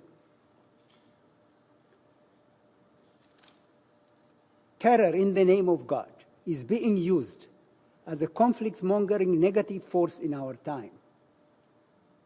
According to one report, maybe this report gets revised every day, there are about 200 conflicts of varying degrees in the world today. Maybe today is different. This is from a couple of weeks ago. Many of them have something to do with religion and God. Religious leaders are frequently implicated as parties to many of these conflicts. No wonder negative consequences of religion around the globe are now center stage. However, as a Latin motto says, abusus non tollit usum. The abuse of religion does not destroy its importance. Religion sui generis is not the problem. Unfortunately, because of its importance in arousing our existential, visceral, emotional nature, religion is easily used and abused and manipulated to mislead or incite innocent people by uneducated, uninformed, unscrupulous individuals for self-seeking purposes or ends. The philosopher Whitehead rightly thought religion to be a complex phenomenon that eludes apprehension. Religion has both a deep structure and a superficial dimension. The superficial structure of religion contains prescriptions and prohibitions that reflect societal power relations. Many of these rules have been exposed as mere convention, often destructive of human potential, ironically negating even the deep positive message of religion and endangering conflict. However, religion's deep structure is positive and remains a commonality across all religions throughout the ages. This dimension of religion encourages truth-seeking, peacemaking, a resistance against injustice, the oppression of political regimes and ideologies. In Judaism, we find these armatures and supports as far back as the prophet Isaiah 3,000 years ago, Hosea, Amos, Micah in the Hebrew Bible. In recent years, civil rights and anti-slavery and anti-racial discrimination and anti-defamation and anti-colonialism movements like Gandhi, Martin Luther King, and activists like Albert Schweitzer, Mother Teresa, and many unrecognized, magnanimous men and women all around the world delved into and put into practice the deep structure of religion in the struggle for freedom, justice, equality, and charity. My address emanates from the positive undergirdment of religion. As a scholar of ancient religious literature myself, I know that peace itself is a religious concept. Messages about peace abound, being practically universal in all religions. Religion is and can be a powerful, positive agent of peacemaking and reconciliation in the world. In the meeting that I participated at the United Nations Center in Addis Ababa, there was a discussion about the role of religion in faith. And let me just read for you a couple passages from that meeting. Based on the belief that education, including education for religious leaders and actors, as well as youth, increases mutual respect, tolerance, and understanding, and diminishes the risk that individuals could be manipulated for political purposes. Therefore, these are the following recommendations of the religious leaders and actors of Africa. Religious leaders and actors should be trained to diagnose issues related to violence and its incitement, including training, understanding the risk factors for violence and its incitement, their consequences and impact, as well as possible measures and strategies to prevent and counter violence. Religious leaders and actors should be trained in intercultural education and intercultural communication to enable to better understand religious, ethnic, and tribal differences as well as the consequences. They should be trained on global citizenship and on the use of traditional media.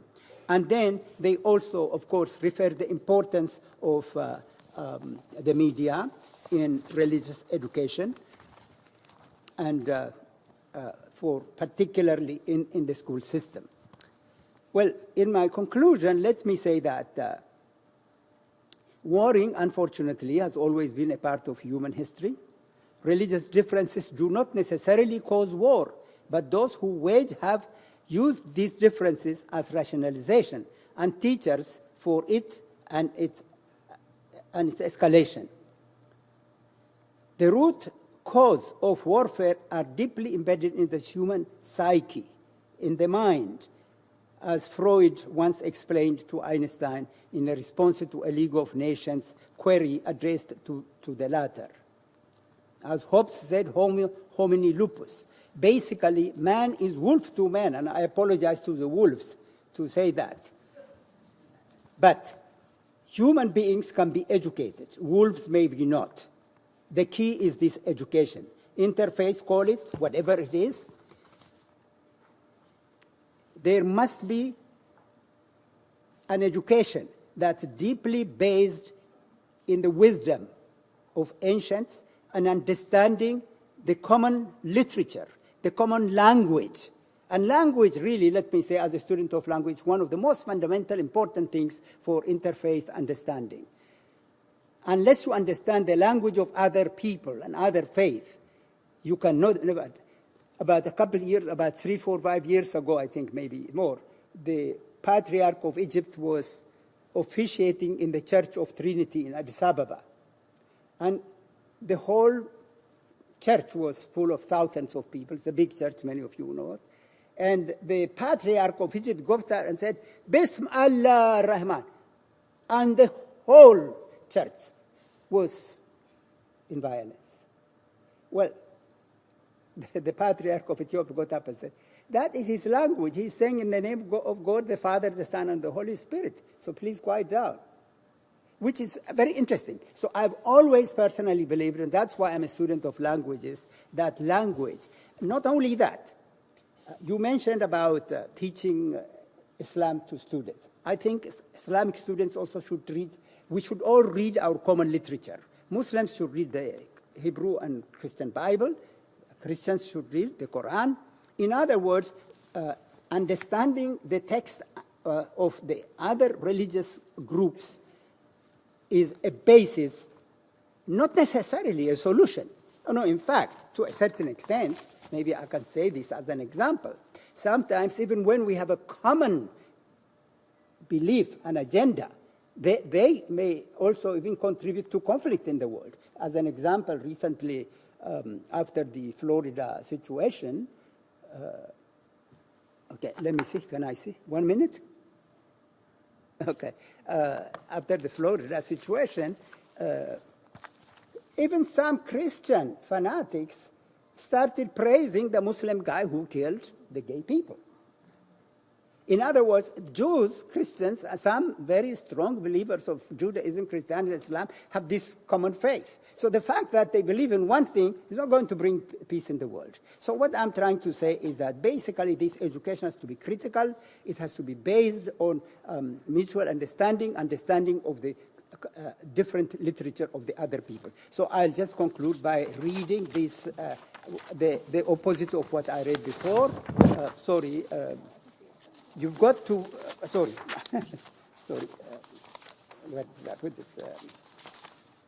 you've got to be taught to love and respect. You've got to be taught from year to year. It's got to be drummed in your ear, little dear ear. You've got to be carefully taught. You've got to be taught not to be afraid of people whose eyes are oddly made, of people whose religions are different and whose skin is different shade, whose beliefs and religions are different. You've got to be carefully taught. You've got to be taught before it's too late, before you are 6 or 7 or 8, to love and respect all the people your relatives hate. You've got to be carefully taught. Thank you.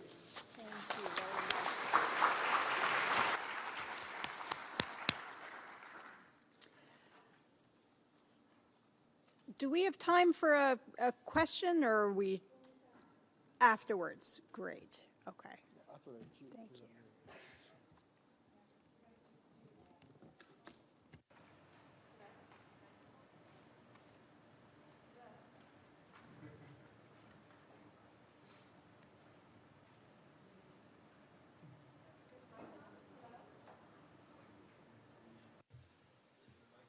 Hello? Okay, thank you. Thank you so much to our wonderful panelists here and to Reverend Breyer. Next, I would like to invite our panelists for Panel 3 to please come to the stage for Panel 3, Interfaith Education in Formal and Non-Formal Institutions. Reverend Dr. T. Kenjitsu Nakagaki, Reverend Masahiro Kanzaki, Dr. Seki Sarito Prak and Imam Shamsi Ali, please come to the stage. Thank you, everyone.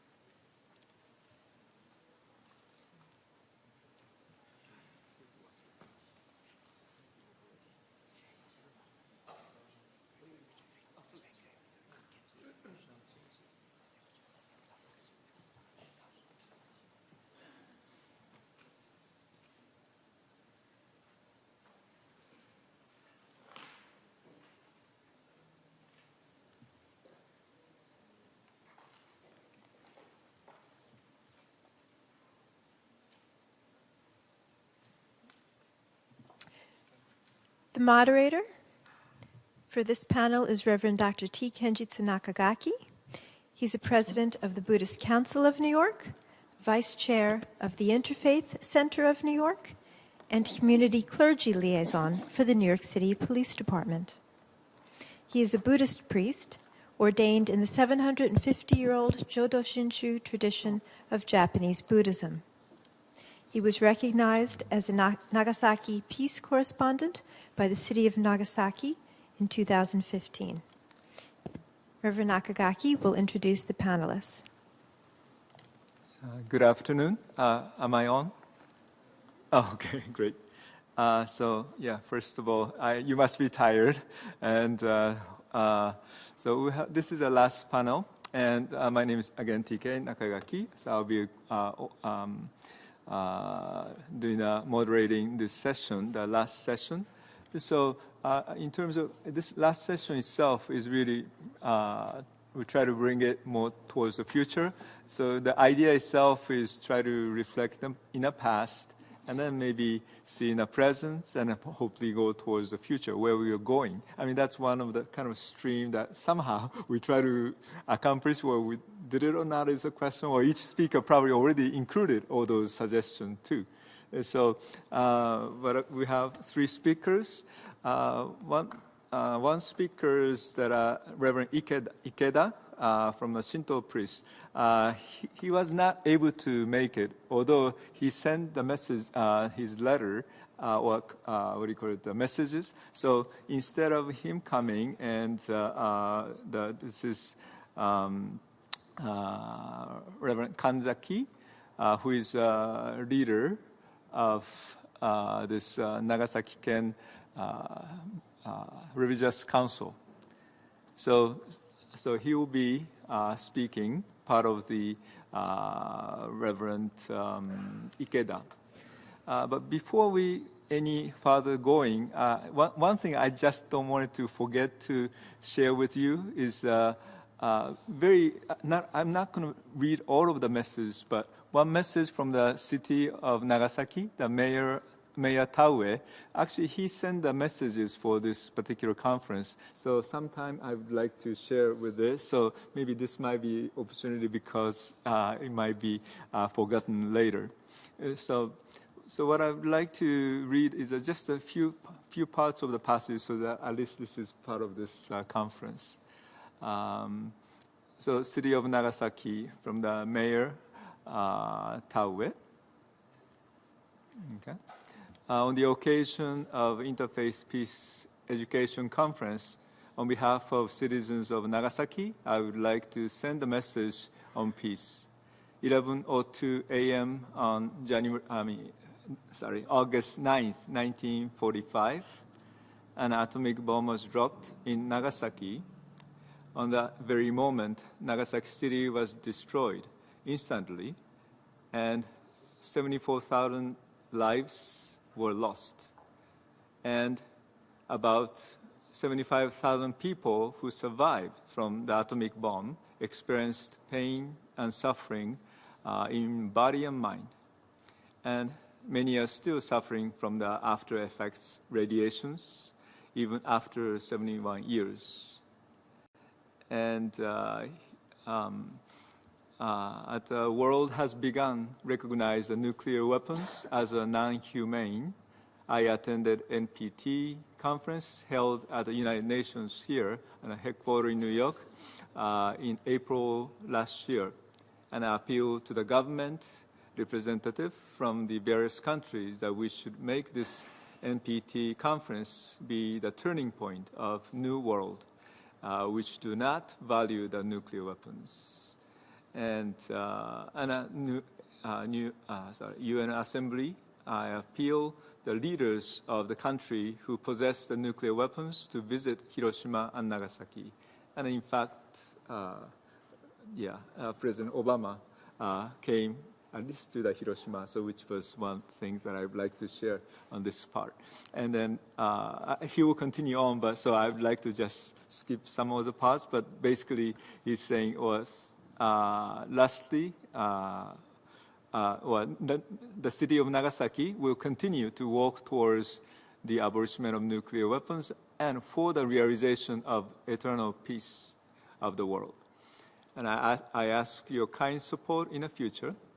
Lastly, I would like to congratulate you this meaningful gathering. May all be happy and well, and peace to you all. The what do you call it? Mayor of Nagasaki. Oops, sorry, I lost my paper. Signed by.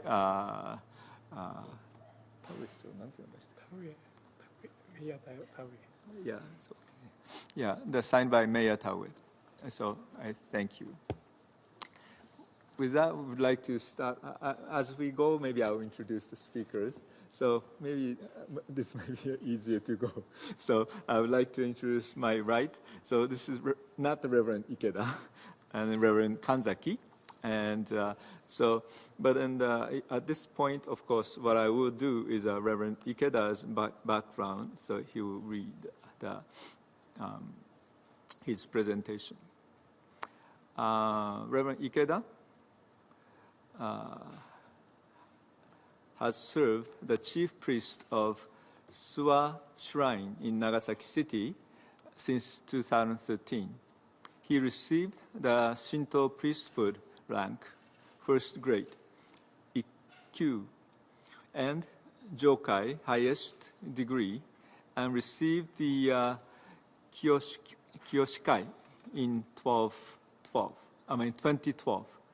He was appointed as the counselor of the Association of the Shinto Shrine in 2013. じゃあお願いいたします。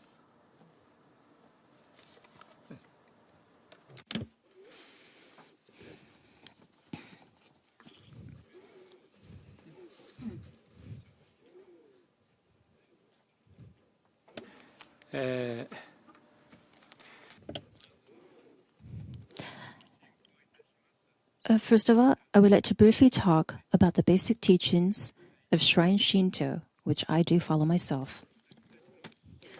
Our ancestors, since long before Japan was established as a nation,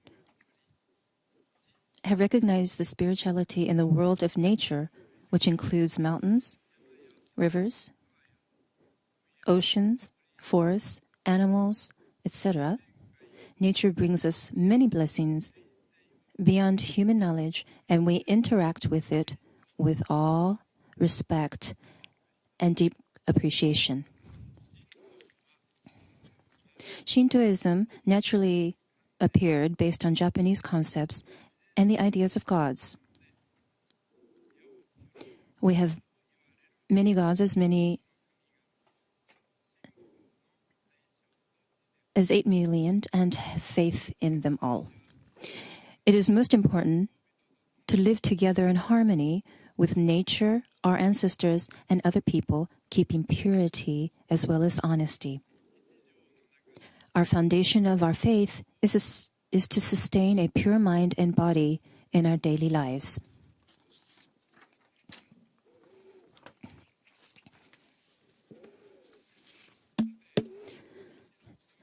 And now, as religious leaders, we have a responsibility to continue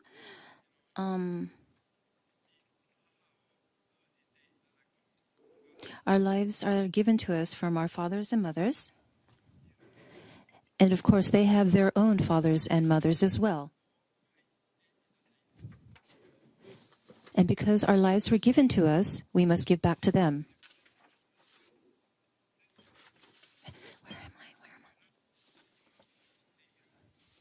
So in other words, we have been given the opportunity to respect the lives that we have been given to us, and we continue to do so.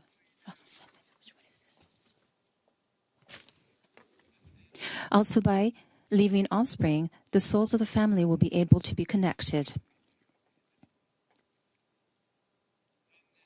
Unfortunately, many lives, which were passed down from the ancestors, were lost instantaneously by the first atomic bomb ever made in human history in Hiroshima and Nagasaki 71 years ago. Their lives were gone in an instant. There was truly extreme pain. It is hard to imagine how sad it was that all hope for those lives were terminated.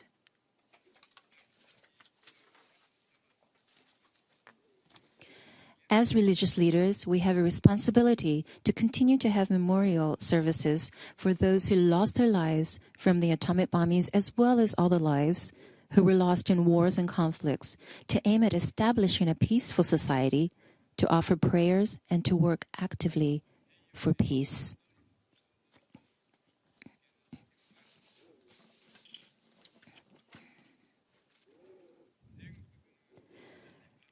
Many Shinto shrines in Japan have nursery schools, kindergartens, elementary, junior high, high schools, as well as colleges. They aim to cultivate aesthetic, moral, and religious sentiments.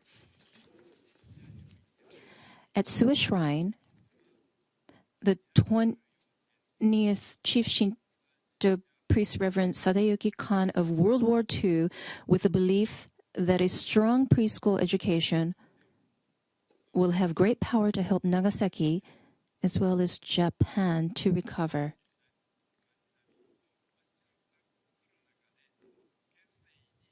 The kindergarten took care of the God's children who struggled to live their lives with a shortage of goods and necessities. In the city of Nagasaki, which was devastated.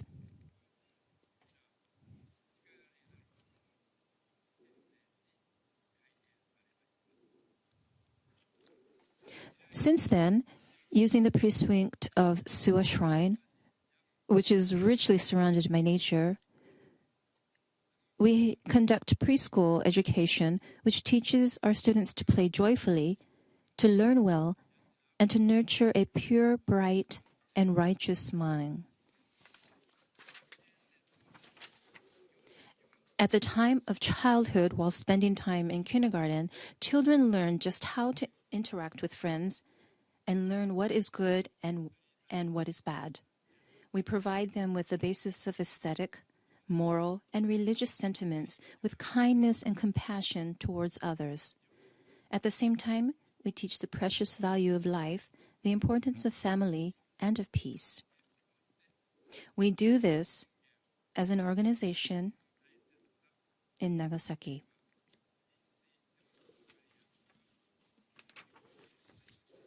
In a way that is easy to understand by all that are being educated.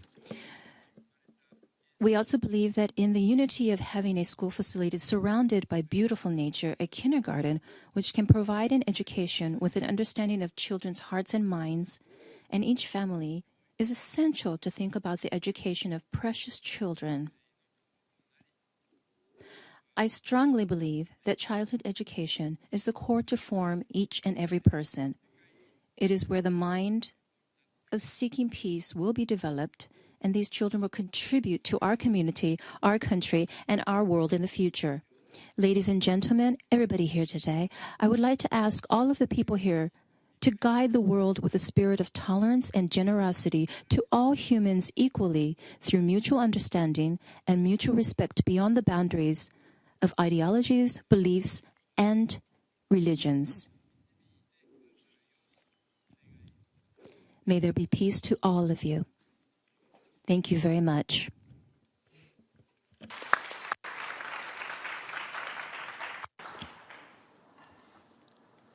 Thank you very much. どうもありがとうございました。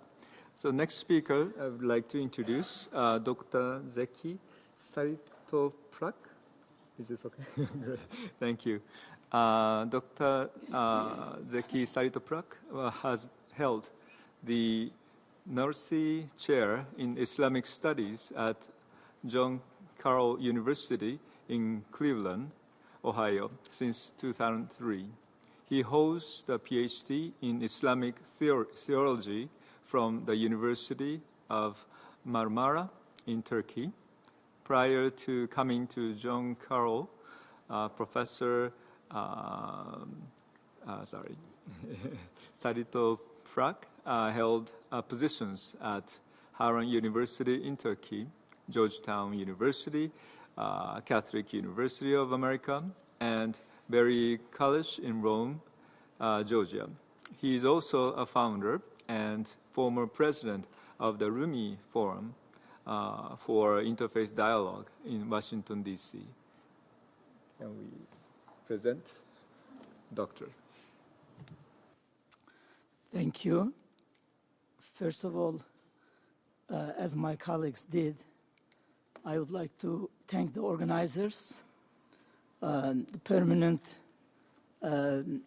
mission of Japan at United Nations, Peace Islands Institute, and also before starting, I would like to express my condolences to the families of the victims of the terrorist attack in Florida.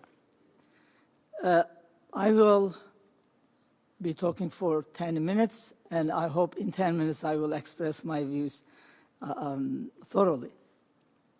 First, I would like to say a few words about the philosophy education that will contribute to the building of peace, interfaith education via institutions, and also interfaith education via interaction.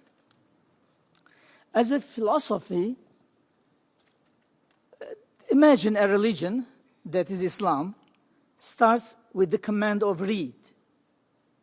That is remarkable. Read. If you read, you'll be educated. If you become educated, you will be more understanding others, basically. And to complete this command of the Quran, the Prophet says, the Prophet of Islam says, those who help their human fellows, God will help them. So if you like to be helped by God, help your human fellows. And the best way of helping others is to educate, to help with their education. In the Islamic teaching, there is nothing lost, be good or bad. Everything that you do, you will have a consequence of it in the afterlife, because there is a life after this life, and you'll see the result of it. So every positive action is counted, regardless of it is being small or big.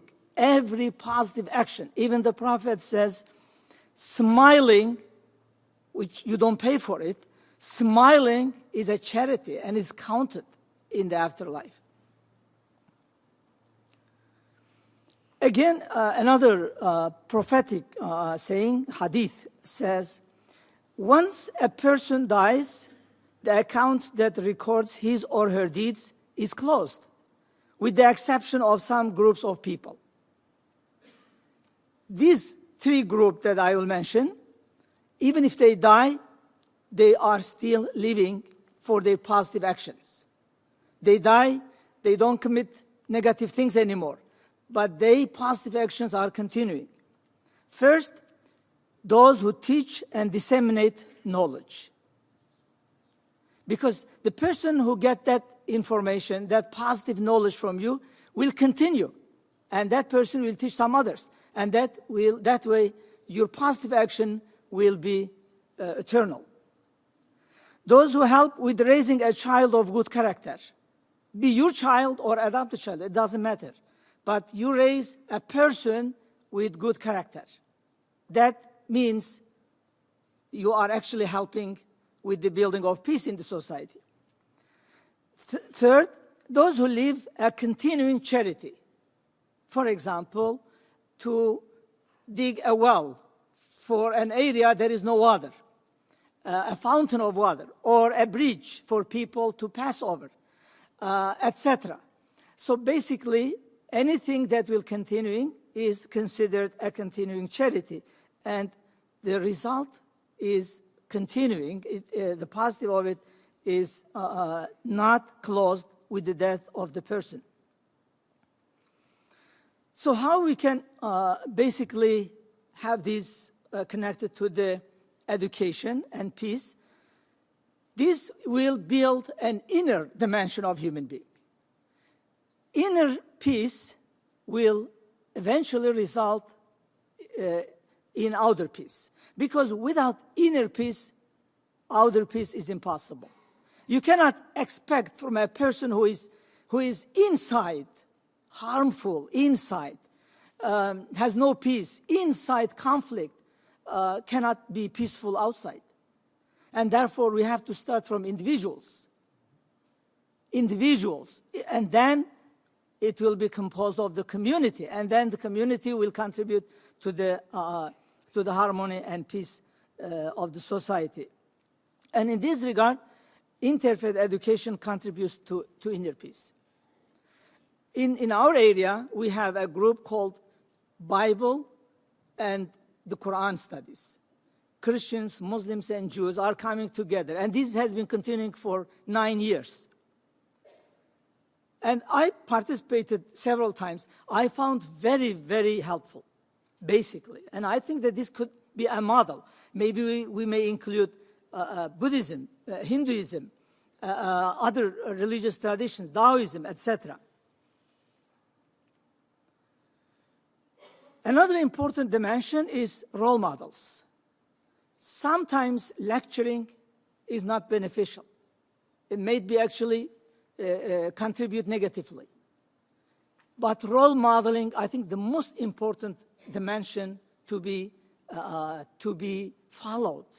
And therefore, professors, teachers in high schools, in elementary schools, can be role models for their students. Parents and students might not even know the religion of the educators, but their characters, their beautiful behaviors will be a model for the students. And I think students who are educated in such institutions will be more peaceful and will contribute to a sustainable peace for our world. And therefore, Jews, Christians, Muslims, Buddhists, Hindus, and adherents of other religions can learn from each other. They can come together, enrich their culture and their interfaith knowledge through education. They should support all peace-building activities, and these activities be educational or civic. Because we have really good endeavors, good efforts going on around the world, but I think there is a need for support. These institutions who are contributing to peace should be supported and should be praised. And I think this is necessary for the peaceful future of humanity. We live in an area that really strongly present with nuclear wars, with nuclear weapons. God forbid, if these become out of control, our world will be totally destroyed. And we don't have another planet to go. This is the only planet. And I think that's why this is very significant to come together and to work together and to contribute to the peaceful future of the world. From my perspective, I try to do some contribution. Recently, I published this book called Islam's Jesus. My goal in this book, at least not to exclude non-Abrahamic traditions, at least to bring Abrahamic traditions together. Muslims, Christians, and Jews. At the last chapter of it, I focus on the importance of dialogue between the members of the family of Abraham. It's called family, the family of Abraham. They should come together, at least for the betterment of humanity. These people constitute 58% of world population. It's a big number. If they can come together, they can make a big change. And this will help with the Buddhist tradition, with the members of Buddhism, with the followers of Hinduism, with the followers of Shintoism, with followers of Taoism and other religious traditions. In our university, at John Carroll University, where I teach, we have a chair in interreligious studies. And I'm so proud that this chair started in 1966. Since then, it is contributing to interfaith education. Recently, we established a chair in Islamic studies, more specifically. And in this, now we are teaching team-taught courses for interfaith relations, for interfaith dialogue. And I think this can be a model for other institutions. Education is the key.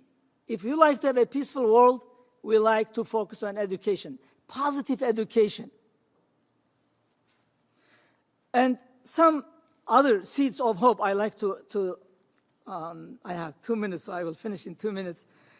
Some other seeds of hope that really gives me a great hope about future. There are institutions, high schools, starting from elementary schools, high schools, middle schools, high schools, universities around the world, related to a movement called Hizmet movement. This Hizmet movement is contributing greatly, and the thing that I like it the most, they act rather than they talk. As you know, in America, we have a statement, talking is cheap, but acting is very important. And I am proud to say that thousands of students are educated in these institutions. In the area of conflicts like in Mali, for example, when many schools were closed, these schools continued. In the area of northern Iraq, when people were afraid to go to school, these people continued to open their schools and educate members of different traditions. Yazidis, Muslims, Christians, Jews, all were studying in the same schools. So I think this is very, very significant. In Afghanistan, schools are open and they are contributing to the peaceful future. I personally visited a school in Balkans, in Macedonia, an area that there was a huge conflict. People told me that when there was a civil war, students from different families who were fighting would find a place of peace in these schools. That's very, very significant. And finally, I would like to refer to this Quranic verse that actually can be called the core of all human relationships. All human beings, we have created you all male and female and have made you nations and tribes so that you would know each other. You would know each other. Come together to know each other, to benefit from each other, not to fight each other. The Quran doesn't say fight each other. It says know each other. The most honorable among you in the sight of God is the most pious of you. And piety is in heart, and you cannot see the piety of people. So basically, you have to understand that everybody is good because it's in the heart, and the heart of the person is invisible. And therefore, you would say it's good. Thank you very much.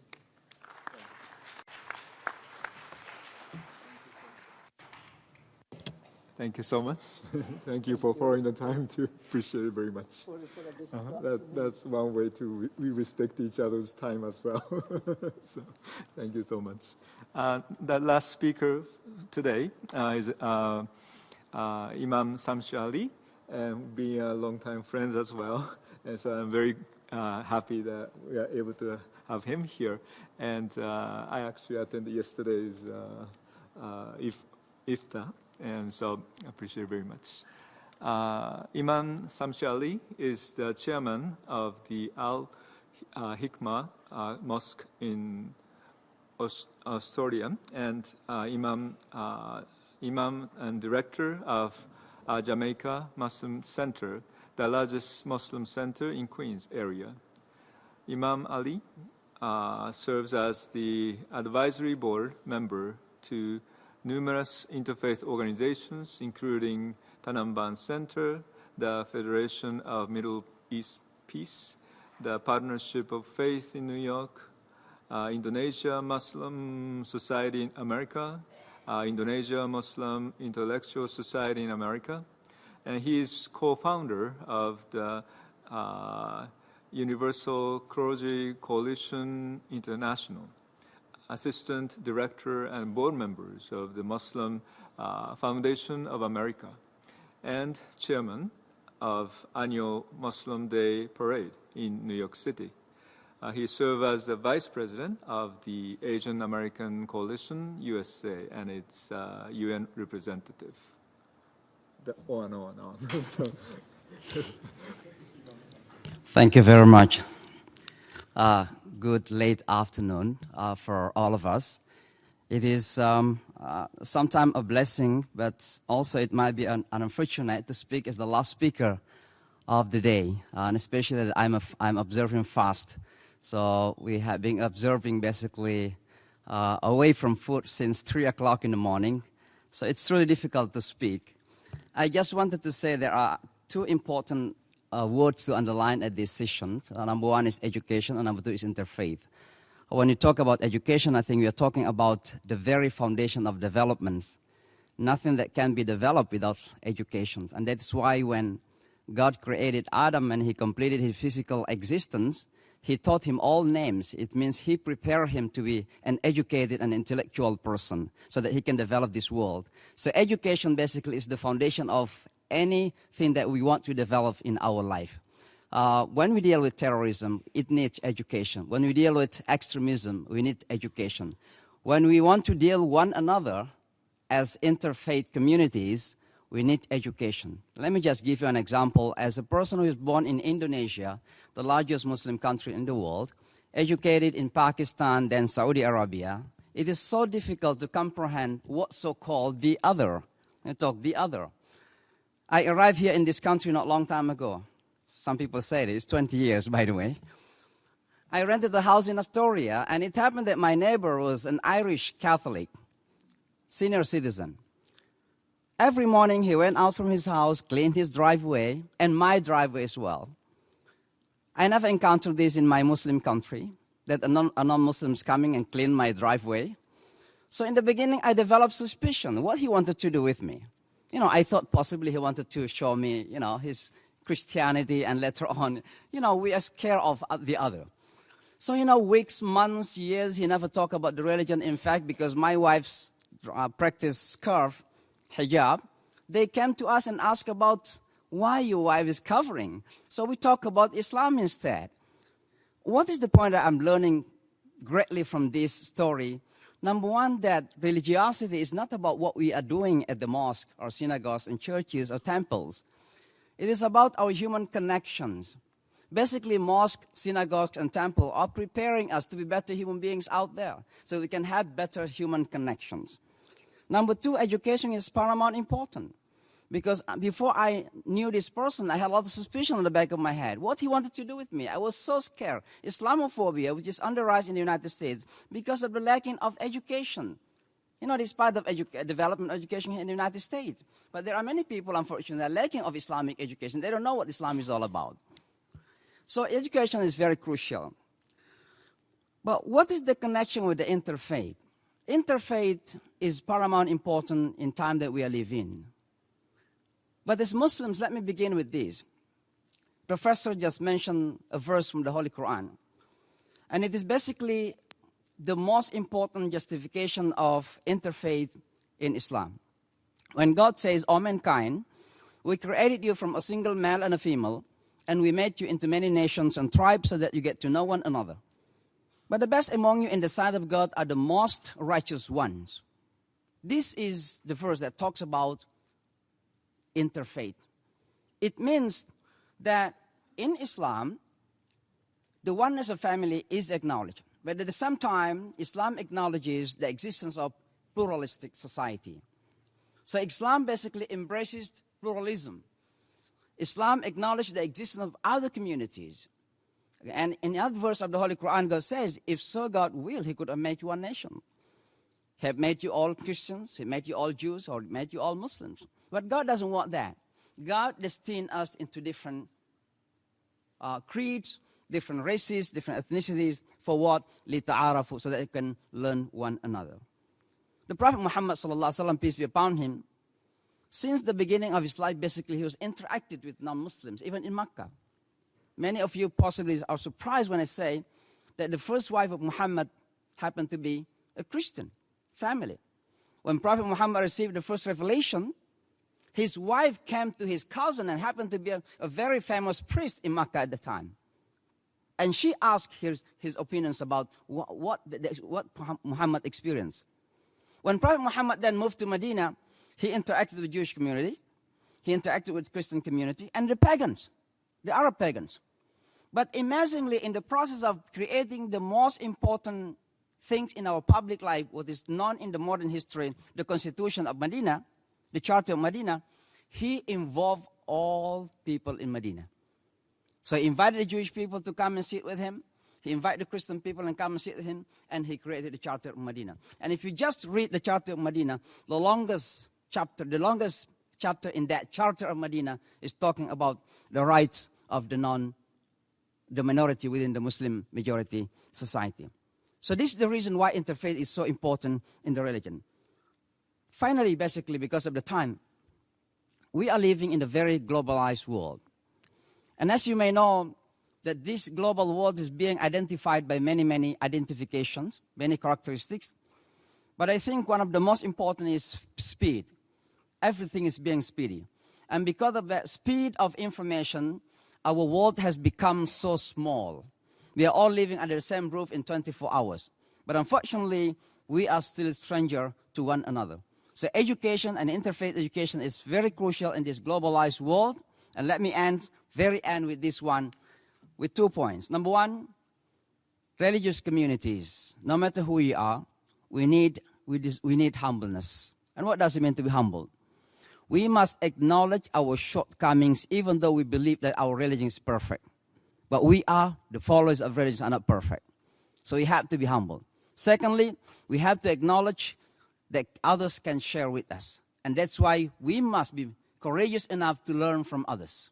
This is what humbleness is all about. The next one is we must be wise enough in this modern time, in time that's many conflicts. What is the meaning of wisdom? There are 5 stages. Number 1, proper information.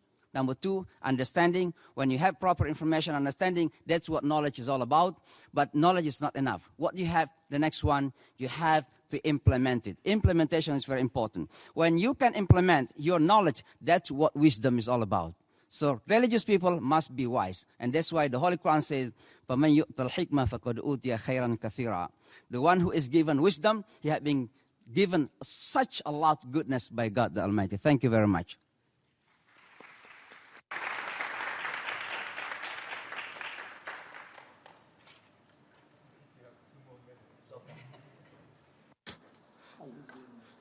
Yeah, thank you very much for the wonderful presentation of those 3 speakers. This is very challenging time for Q&A, but at the same time, we didn't have really, everything started late, and we don't have any formal introduction for anybody. There are many people who are and also were here should be recognized from all the different community leaders. And so I know I can't introduce all of them. So at least one person that I would like to introduce is His Eminence. Right there. His Eminence Edison Makwakwa, President of the Committee of Constitutional Affairs, Human Rights and Regularity from Mozambique. So I would like to just give only just maybe say a few words and okay, not too long, please. Okay, thank you. Good afternoon. In the first place, I would like to express my gratitude for the honorable invitation addressed to me in order to participate in this historic Interfaith Conference of the United Nations, subordinated to the role of the interfaith education in conflict prevention and sustainable peace. In the second place, I do here thank you for this honorable opportunity and the privilege granted for me to deliver this speech. Peace is an individual and collective culture, a public social value which has to be preserved to the process of education. The Mozambican Constitution establishes that the state recognized and valorized religion confession activity, seeking to promote the climate of understanding, tolerance, peace, and reinforcement of national unity, spiritual and material well-being of the citizen and socio-economic development. In this process of men's education, the state should consider the religion confession as important partners, and the interfaith education is an essential contribution in the creation and maintenance of the harmonious social order. The interfaith education contributes in the process of integral formation of men, complementing the formal public system of education because it develops citizens with knowledge and know-how as well as the harmonious social coexistence. In this context, the interfaith education contributes for the sustainable peace when it develops in the citizen humanism, justice, equality, solidarity, universal value of neighborhood love, the peace culture, dialogue, tolerance, and respect for difference, moralization of the society, respect for life and human rights, as well as understanding among human beings. However, the communism is fundamental because the different religion, confession, should have the capacity to overcome their resulting differences of historical and cultural divergence on behalf of the reconciliation among the religion, among culture, among the people, a reunion of the humanity in the search of dialogue and common cooperation and the spirit of sound judgment on behalf of peace. Before drawing a bottom line on this speech, I would like to emphasize that different religions should be united in the education against the violence, against the hatred, against the discrimination, against the exclusion, against the terrorism, against the stigmatization, against an education of love of one another, for respect for the differences, for the culture of dialogue, culture of peace, globalization, and well-being. No religion, civilization, or culture should be an excuse of violence. No religion should be labeled, discriminated, stigmatized, confused, and demonized as a promoter of violence. All of religion should be promoters of love, of humanism, of justice, of equality, of tolerance, of dialogue, of harmony, of peace, and well-being. Thank you for your attention. Thank you. Yeah, thank you very much. So I guess the time is almost running, and so at this point, I'd like to just, I think unfortunately, maybe this should be more dialogue. This is part one, so maybe next day will be the dialogue, but we don't have a next day.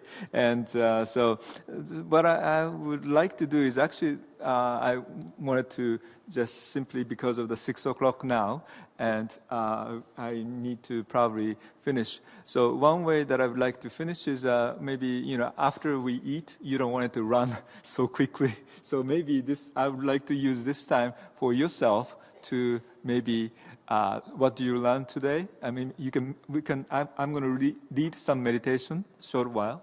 And then so you can reflect upon what you learned today and also what you can do from now. Maybe what's the meaning for this conference for you. So I would like to give you the time to think. But at the same time, since one of the very historical events happened in Hiroshima, which is President Obama visited, and then he wrote a great speech actually. But at the same time, those speech, maybe I wanted to point out some of the parts that may be related to the religious education or for religious people. So that's how I would like to finish for today's session. And so what I would like to read, a couple sentences first from the Obama's quotations, President Obama's quotation. And so that's what I would like to do. Okay, this is a part of the conclusion. And before I finish, maybe I should thank all the panelists, also panel 2, panel 1, and all the speakers, keynote speakers, aspirational speakers, and all the, I have to really thank you for translator. I mean, simultaneous translation for this long is pretty tiring. So I really appreciate for the helping Stacy and Marie, and thank you so much. And or the organizer, of course, we have a lot of work, and thank you for your patience, and we do a lot of changes in here and there, but yet somehow we manage it. And maybe I didn't mention here, but then even Hiroshima group of the people, although they're supposed to have 30 people, 50 people, big group of coming, but yet in March, Reverend Kusunoki, who was a leader to bring all the people, but unfortunately he passed away in March. So one time they may not come today, but yet because the wish of the peace is very strong, even like 10 people, they wanted to come, so they are here. Okay, and so I hope with that. There so many more changes too, of course. So I really appreciate all your help, and I just want. Can you maybe, clap your hand to yourself and to all around yourself? So thank you so much for all the help. So now let me read a little of the President Obama's statement. Part of the statement, only part related. First of all, President Obama visited Hiroshima on May 27th, marking the first time that the sitting U.S. president visited the Hiroshima. He paid his respects at Peace Memorial Park and offered flowers and at the memorial site for those who lost their lives in the atomic bomb. He appeals for a future world free from nuclear weapons. At the same time, President Obama talked about importance of peaceful cooperation instead of violent competition, the challenge of our thoughts on wars, and our responsibility towards peace. And so let me quote from him. President Obama said, "How easily we learn to justify violence in the name of some higher causes. Every great revision promises a pathway to love and peace and righteousness, and yet no revision has been spared from believers who has claimed their faith as a license to kill." Also said, "We must change our mindset about war itself. to see our growing interdependence as a cause for peaceful cooperation and not violent competition. To define our nation not by our capacity to destroy, but by what we build. And perhaps, above all, we must reimagine our connection to one another as members of one human race. With that, I would like to have the moment of reflection and all together.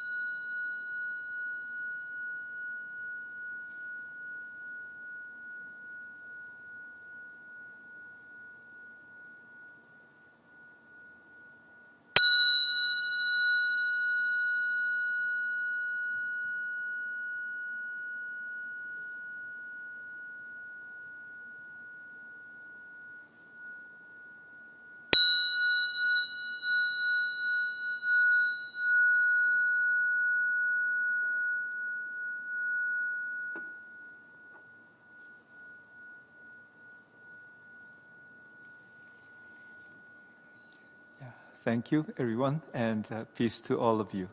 And I ring 10 times as a perfect 10, so hopefully we'll create the perfect peace together. Thank you so much. Appreciate it.